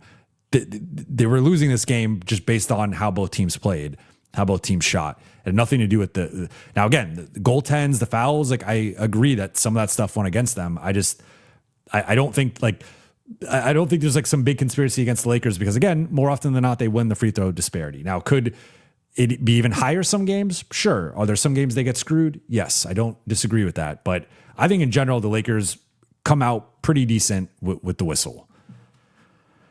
Manthan, thank you for the super chat. If you had a magic wand to influence things under control, coaching, rotation, lineups, what would you change? What's our ceiling in that case? I think if everything broke right, I still think there's a conference finals team in here. Now, again, that's a lot of factors breaking right and a certain path to the conference finals, a certain bracket. I think there's that team in here. I just think we're getting to the point where we're almost 60 games into the season, and They just have not shown the ability to beat the best team. So like, I don't think that's going to happen. I'm not projecting that to happen. I'm just saying like, I can see it a little bit, especially with just, I mean, at the end of the day, like I'm still a big believer in talent in the playoffs, and the Lakers are going to enter most series with the best player, right? Like you can debate OKC versus the Lakers, Shea versus Luka and Jokic versus Luka. Everybody else, Luka is the best player in like easily the best player going into the series. So that's where, and Luka cannot like, even if you want to say Shea or Jokic is better, which I think is the consensus, Luka could easily outplay Shea or Jokic in a series and be the best player in the series. So that gives the Lakers a big advantage, I think, in a playoff setting. Of NBA history has often been whoever has the best player in the series, assuming the talent is relatively even or close, has a real shot to win it. Now we could, where we get into like some tricky waters here, is that like comparing the Lakers roster to OKC, the talent is not close. Like OKC, again, pick your fourth best Laker. I think they're probably the ninth best Thunder player. So there's a big gap there in the supporting cast and how deep both of those teams are. So that's where the Lakers, I think, eventually come up against it against some of the best teams in the West. But certainly, like if you look at Minnesota or Houston, I think the talent isn't like that different. Although again, like the depth and the supporting cast is much better on those other teams. But if I had to change things, I mean, ideally, I would have been leading the front office, and I would have done some things differently at the trade deadline. That's like my first answer here. But you're asking only like coaching. Coaching, I think I would try to be more organized offensively and run more sets consistently. And instead of it being like such a fluctuation game to game, I would try to, I think, Kranjus is leading the charge on the offensive organization, but for him, it's like 60% or like, the data he's tracked, 60% offensive organization is the sweet spot of where you're basically unstoppable offensively. The Lakers have not, they've been there more recently, but they, at times, but they've not done that consistently. So I would say when the Lakers offense functions a certain way, they just become close to impossible to guard. The issue has been they don't do it consistently, and they have not been able to do it against the best teams. So again, that's maybe where their limitation is. Rotation and lineups. Again, I've actually been like relatively pleased with the rotation. I mean, I think we could be coming to a point where you have to seriously consider, should Jackson be the starting five? I'm kind of getting there, where we saw how that went last year. But if you have DA as a backup, and then you also have the small ball look that they've been developing, I think like more 2-3 zone, maybe even condense it. Like I'd be maybe a little bit more selective with the rotation in terms of if certain guys don't have it off of really with the supporting cast. Like I think the big three are going to have to play a certain amount just because politics and like they need those guys to deliver offensively. But once you get past the top three, I think it needs to be much more of a meritocracy in terms of just who's playing well. Like Vando tonight, I think should have played more than 11 minutes. I think this should have been a 20-minute at least Vando night, right? So those 9 minutes to me probably come at the expense of Rui to a degree, who played 21 and really didn't do much out there. I thought Jake was solid in his 24, but that could have maybe been a little bit lower. And I think Luke Kennard at 22. Now, you play Vando more, you play those guys less. Your shooting is worse, your spacing is worse, your offense takes a hit. The offense was rough tonight, so there's a trade-off there. But I would be maybe a little bit more nimble with my each night. It's like the big three are locked into a certain role, certain amount of minutes. Everybody else is performance-based. Like none of these guys, I think, have earned a certain spot in the rotation, a certain amount of minutes. Like, because to a man, I think the entire supporting cast is way too inconsistent. But yeah, rotation-wise, I think I would lean into like you're going to have your starters, but I think then I like some of the Luka-led offensive groups, the LeBron-led defensive groups, and then mixing in Austin there with like maybe a shift or so with the Luka-led offense. Then you bring in Austin, then you transition that into the LeBron an Austin group, then you pull out Austin and have the LeBron led, like not necessarily in that order, but like that's like the general flow of the rotation. But again, I think it's really context based night to night. Sarah talks ball. What do we find out about Jackson? Losing him for an extended stretch would be really bad. Plus, we lose Luka's best lob threat. No real update on Jackson. So I mean, I think he's going to be day to day, but I don't think we have full clarity on that. But it does tentatively sound like he's going to be day to day. But Lakers day to day can mean different things. We've seen guys be day to day for a full year. I don't think that's the case we're dealing with, but we'll see if he's available. Like, might get an update tomorrow. But I agree on losing Jackson right now would be terrible. Arnold Acapo, thank you for the super chat. This is why AR is not a $30 to $35 million player. History shows playoffs, big games, he disappears. He will drop 30 versus the Kings, but give 10 versus good things. So the one thing with Austin that I still will disagree with, this notion being out there, is that I think he's been better in the playoffs than people have talked about. Like, he didn't shoot well from three in the Denver series, the last Denver series, a couple like 2024 first round. He was the third best player in both of the Denver series. Now, the bar was low because most of the supporting cast did not play well in those series, but I feel like the Minnesota series, I think it's fair to hold against him, to criticize him for. We did find out he was dealing with an injury after the series, but still, like, if you're out there, it doesn't matter. You got to, like, just like some people held game 3 against Luka because Luka played, and it's like, if you're out there, you got to perform. It's understandable that you hold Minnesota against Austin. But he was really good during the conference finals run in 2023.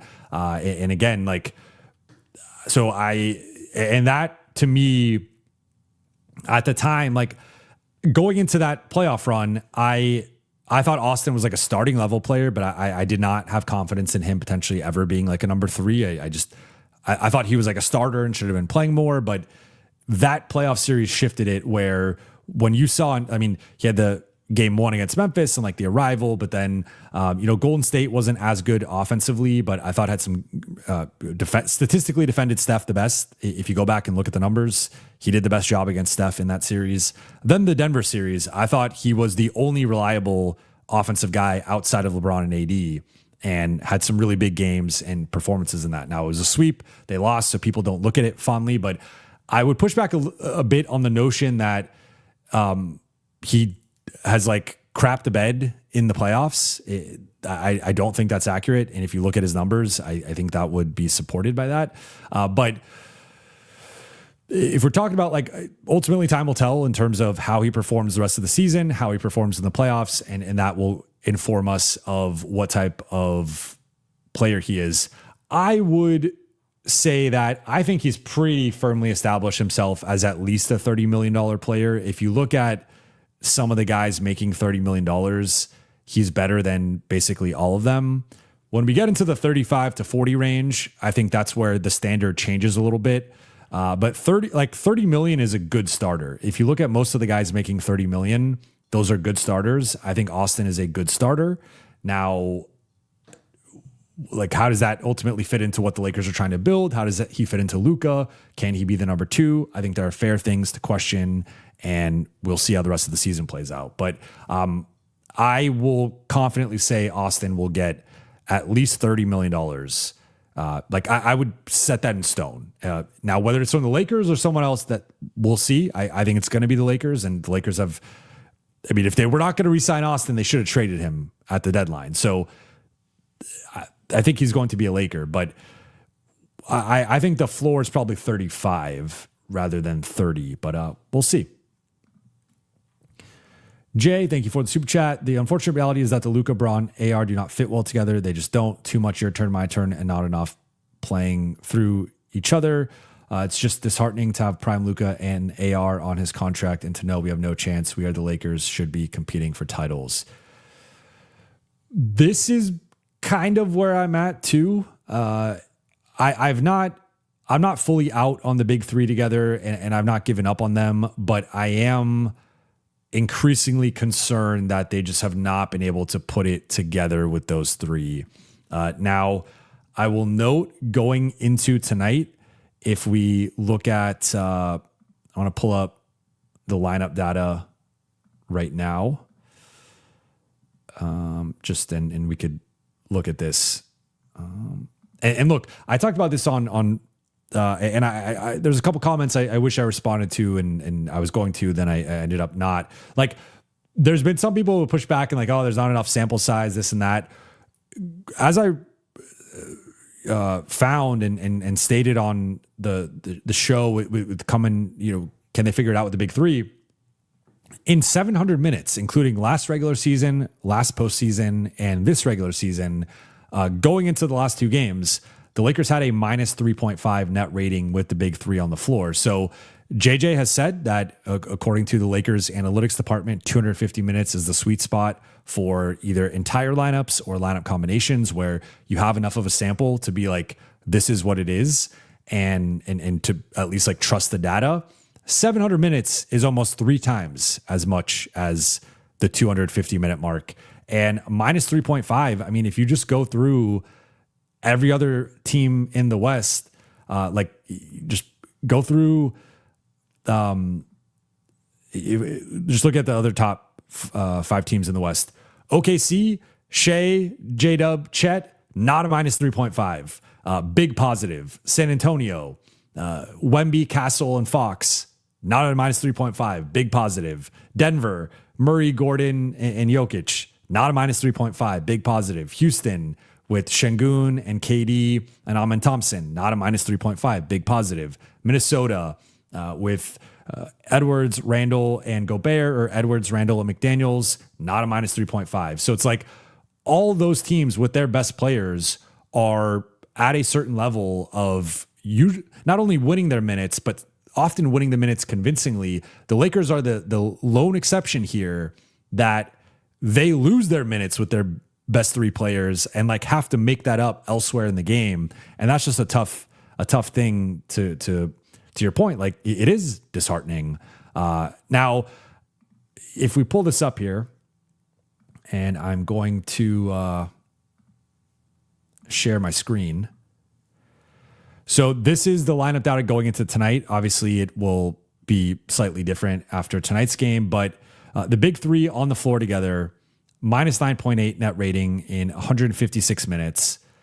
With Luka and LeBron, it's minus 3.5, 491 minutes. With Austin and Luka, plus 19.9 in 271 minutes. And then Austin and LeBron, minus 4.2. So even the Austin and LeBron one has actually been, over like the course of their careers together, they've often been a positive and they've had great 2-man synergy. It's actually been even worse than the LeBron-Luka combination. But this is where like people can quibble with the Austin-Luka fit and some of the limitations.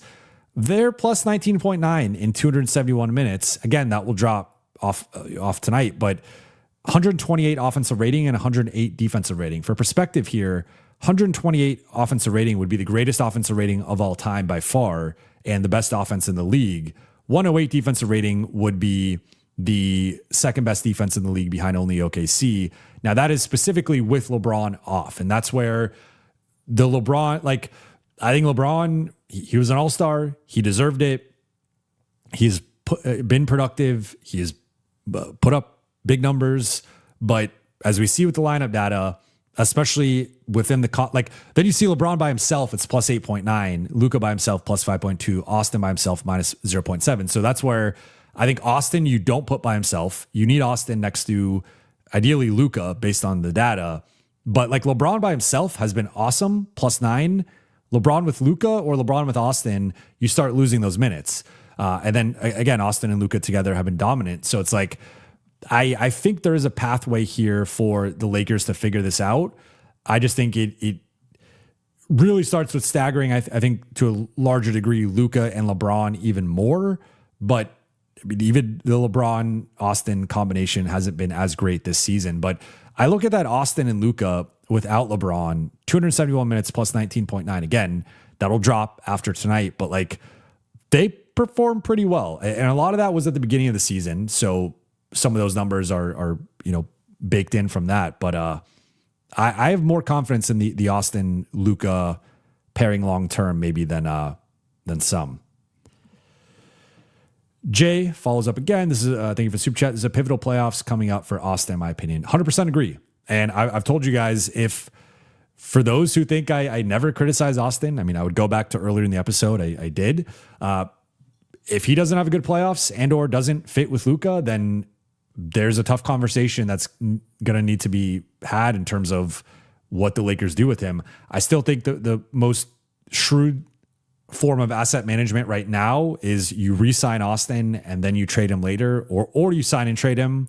But letting Austin leave for nothing would be, I think, a disaster. I mean, technically, you could open up, his cap holds like just under 21 million. So you'd open up an extra 21 million in cap space, but you're not finding a player of Austin's caliber for 21 million. Now, does that open up other avenues in terms of you could aggressively go after a couple of the restricted free agents? Like maybe, but if you lose LeBron and Austin and you add in like Tari Eason and Peyton Watson, you're adding two better two-way guys, but I think the overall talent with the roster takes a hit. So I think they have to keep Austin. It's just a matter of like, does he actually fit and do they flip him at some point? Manthan, thank you for the super chat. Jay raised a good point about the big three. What do you think are reasons they're not working together? Theoretically, they're all three high IQ players. Well, if we look at specifically, let's look at the lineups that haven't worked with them, which have been the big three together, and then LeBron and Austin and LeBron and Luka. So quickly here, if I'm going to pull up just to make sure, because the offense and defensive rating numbers, can fluctuate every couple weeks or so. So I just want to make sure I'm being accurate with how I break some of this down. So with the big three on, the Lakers have a 112 offense rating. Again, this is numbers going into tonight, so it'll probably be even lower than that. But let's just, argument's sake, 112 offensive rating. That is the equivalent. That would rank 26th in the NBA, just over Dallas. So bottom five offense with those three on the floor together. Then a 122 defensive rating, which would be the worst defense in the NBA. So long story short, the Lakers with the big three on the floor together this season, entering tonight, which again, tonight's not going to help the numbers, bottom five offense and worst defense. So they've been bad on both sides of the ball. That is a problem. Then you go more specifically into Luka and LeBron together, 118 offensive rating, which is a good offensive rating. That is, they would be tied for the fifth best offense with Luka and LeBron on the floor, but a 121 defensive rating, which would be, again, worst defense in the league. So LeBron and Luka, the problem has been the defensive end, not the offensive end. Then you go to Austin and LeBron, 119 offense. So that is would be third best offense in the NBA. 123 defense, been even worse defensively than Luka and LeBron or the big three together collectively.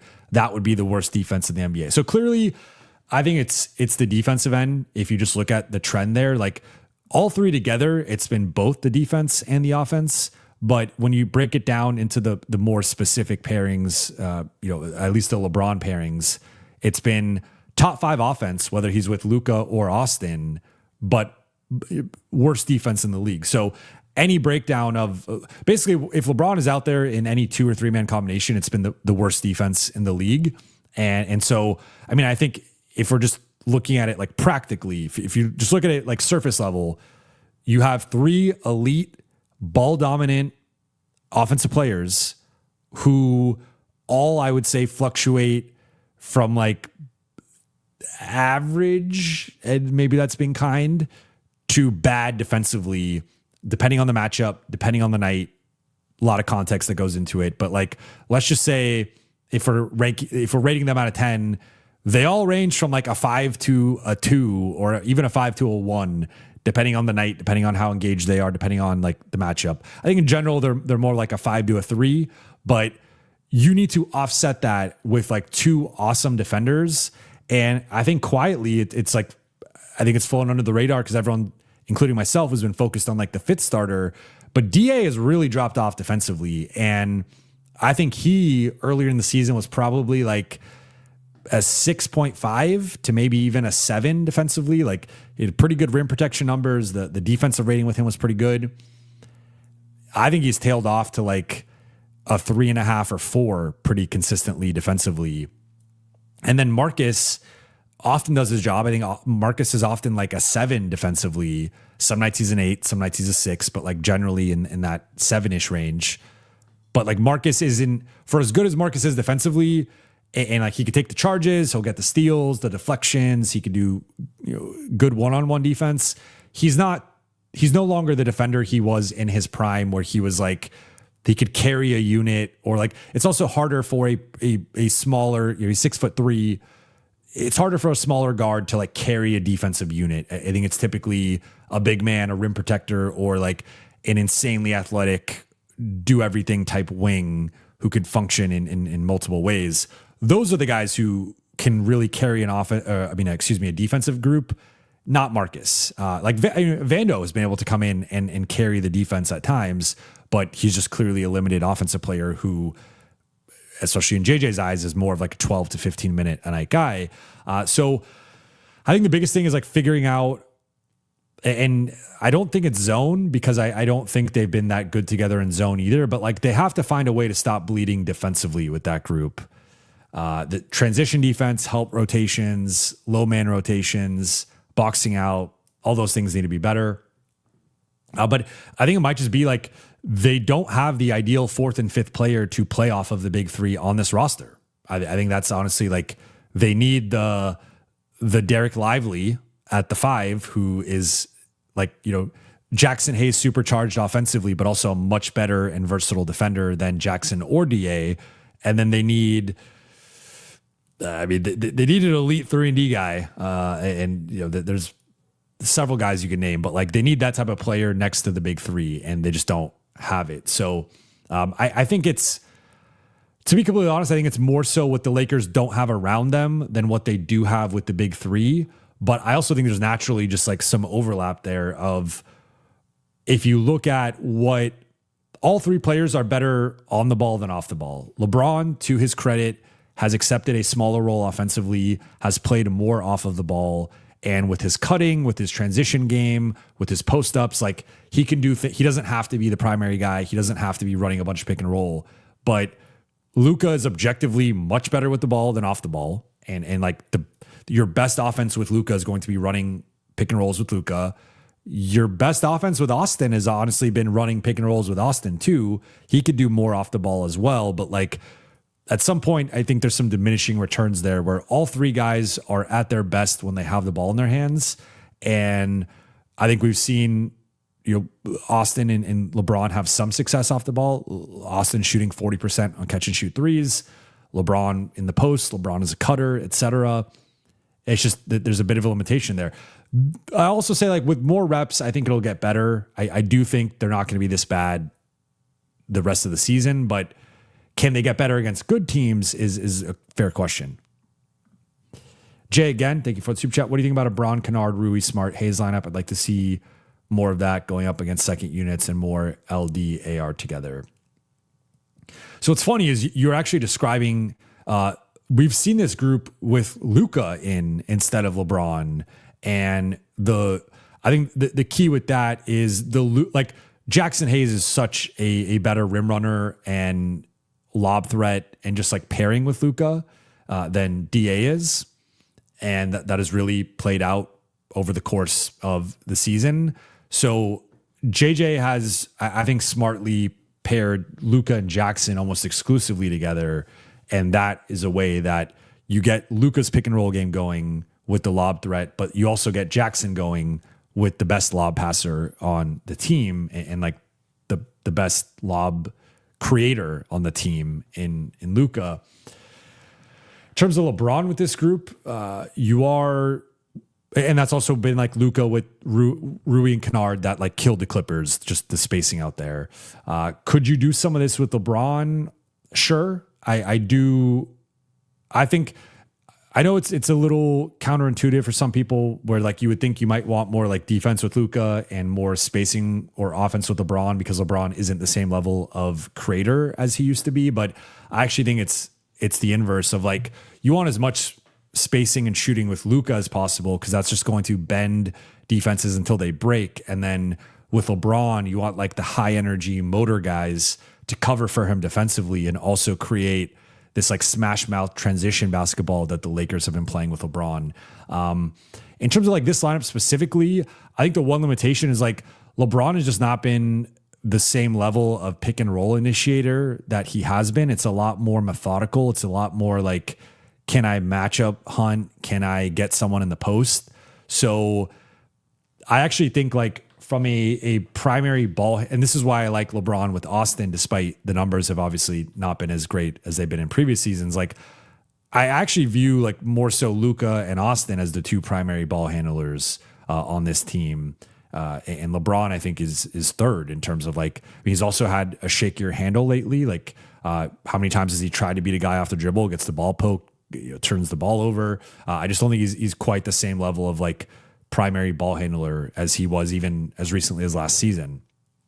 But to this point, I'm trying to think how this lineup, because like Hayes is best when you're running just a bunch of pick and roll. Like that's the type of big that Hayes is. I don't think you're doing that with LeBron, and I don't recommend doing that with Marcus and Luke. That's not their strengths necessarily. So I have some concerns with this lineup defensively between LeBron, Kennard, and Rui. And you're relying a lot on Marcus and Jackson. And then even Jackson, depending on the matchup, some matchups he's just not, like tonight. And when they played like Zubats, like certain bigs can just eat Jackson's lunch and there's nothing he could do about it. So I get what you're thinking about with this group. I would probably shift this more to like one of Luke or Rui, swap in Vando, because that's actually one thing. Vando and Luka have not clicked lineup data wise, like for whatever reason. And I think partly it's the spacing in the offense. Vando has been much better, and Vando lineups have been much better with LeBron than with Luka. So I think if you swap in Vando here for either Kennard or Rui, probably, let's just say Rui, then you have the shooter in Kennard, you have Vando, Smart, and Hayes defensively to kind of bolster LeBron. That one's interesting. You could also go Rui, and that's like more similar to the big lineups they've been playing, right? If you have Vando, Rui, LeBron, and Jackson with Marcus, like they've done some version of that with DA. But I actually think LeBron and DA have better chemistry, and Jackson and Luka have better chemistry. So I like those pairings. And then I think the other three guys, you could swap it. To your point, I do like Luka and Austin together. But I think it should be LeBron, DA, and then swap the role players depending on the matchup. And then Austin, Luka, Jackson, and then swap the role players. I think those are good foundations. Pastor, thank you for the super chat. I do not see the question, so if you want to drop that, I will follow up in the chat. But I do not see the question right now. All right. Gonna go 5 more minutes. We've been going for a while here. It's been almost 2 hours. It's been a minute since I've had one of these, but I will. I'll go 5 more minutes here till the 2-minute mark. I mean the 2-hour mark. Excuse me. Ryan Blackburn fan. You can blame the defense on personnel. Go ahead. I mean, I've said this before, but if you look at the top 10 in the rotation, how many of those guys would you consider? The only guys I would for sure consider above average defenders are defenders. I don't know why I said it so weird. It's that time of the show. Vando and Marcus, I think, are the only no-brainer above average defenders in the rotation. I think Jake has a high floor defensively, and I think he's largely at least average to above average. So like, I mean, Jake to me is like the closest guy you could put at number 3. I think Austin is matchup dependent. I think Luka could obviously have some big defensive playmaking nights. And then DA and Jackson, it depends on the night. It depends on the matchup. LeBron has had some good defensive games, but I think that has been an obvious weakness with him this season. So like, I think the Lakers of their top 10, you could only definitively say 2 guys are above average defenders, maybe 3 if we're stretching it to Jake. I think Jake's largely been more of a positive than a negative on defense. So I would throw Jake in as like the third guy, but we're talking about 3 out of 10 players. Everybody else ranges from slightly above average some nights to like bad some nights. And that is why the Lakers have been a bottom 7 defense for the entirety of the season. So I am going to blame the defense on the personnel. But to your second point here, there's no excuse as to why JJ can't create a top 3 offense. I agree. I don't put it entirely on JJ. I do put part of it on the big 3 together and some of the other guys. But like, certainly, I agree. The Lakers have underachieved offensively. And I said that earlier in the show. I said I've been more impressed with JJ's defensive chops than offensive chops. Arno DeCapo follows up here. Thank you for the super chat. AR struggles against perimeter defenses. Teams know to put a defender on AR. He gets compromised. Lakers should get a legit number 2 so AR can play versus the number 3 defender. Yeah, I mean, I think there's been some games where I think one of the Phoenix games, the Minnesota games, the Toronto games, the Philly games, like Austin's had some good performances against some good defenders, some good defensive teams, depending on, I just listed several teams.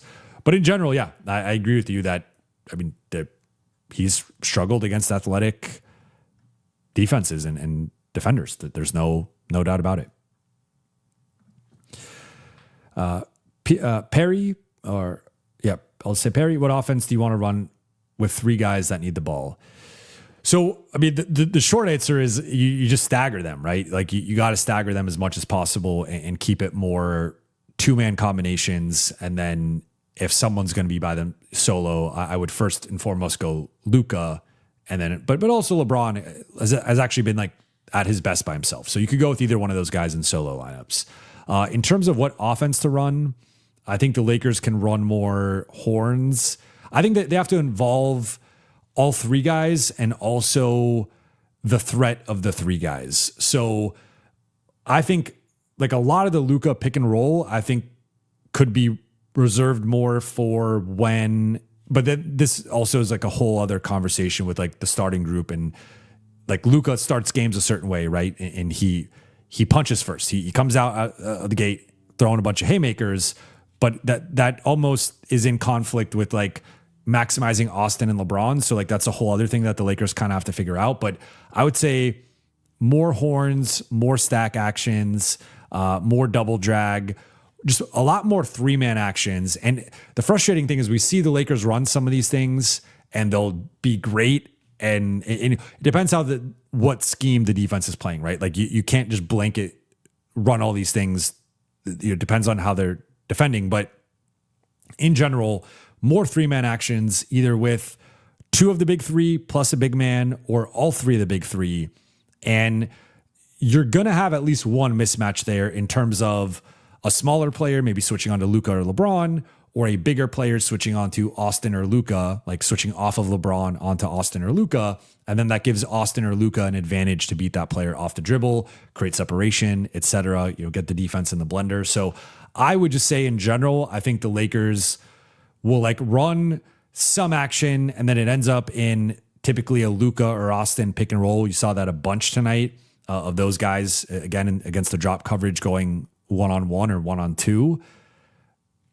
I think they need to find ways to, and I like part of what I like tonight, playing more out of the post at times with LeBron and Luka. I think that is a way to work, but like you got to involve all 3 of those guys. And even if it's not necessarily to lead to like an equal distribution offensively, it's just like keep their defenders engaged in the threat of them, because I think it can be a little predictable at times of like, you kind of know what the Lakers are going to run in some of these games.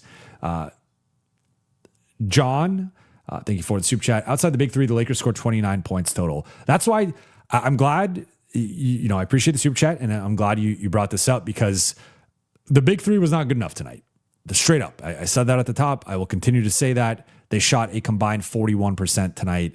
That is not good enough in a game of this magnitude against this type of opponent. But they did combine for 60 points here. Again, not good enough, but like that's sort of like the baseline you need from them. And I think you need even more. But the rest of the group, 29 points. And like, no, I would say none of them had good offensive nights.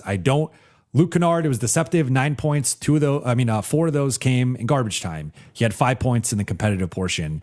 Everybody else the entire group was at 5 points or less through the competitive, like non-garbage time portion of this game. No one else could do anything. And like, to be quite frank, this kind of reminded me of a playoff like atmosphere, playoff like setting, and what we could see from the non-big three players in a playoff game or series. And it was a little frightening, to say the least. All right, just hit the 2 hour mark, so about to wrap.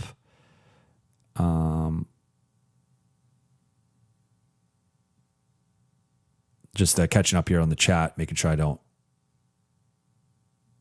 Certainly, like the defense.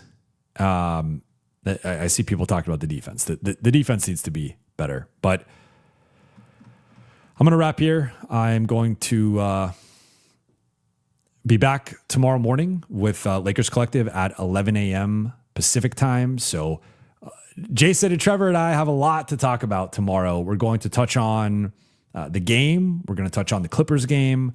We're going to touch on the Lakers' struggles against the best teams, the Lakers' struggles with the big three. We're going to touch on Luka finishing 5th in MVP in the latest straw poll. We have a lot to touch on, including the Q&A and whatever questions you guys want to ask. But that will do it for tonight's show. For those watching on YouTube, please be sure to hit that subscribe button, turn on channel notifications, and like and comment on this video. For those listening on Apple Podcasts, Spotify, or your podcast platform of choice, please be sure to follow, download, and leave a 5-star review. Shout out to the Late Night Gang. Shout out to the chat. I appreciate you all, and I will talk to you all. Be back officially Tuesday, but maybe I'll do a Q&A tomorrow. It's been overdue. I haven't done a sporadic Q&A in a minute, so might do one of those tomorrow. If not, we'll certainly be back. Back in the morning with Lakers Collective, back on Tuesday after Lakers Magic. I'll talk to you all soon.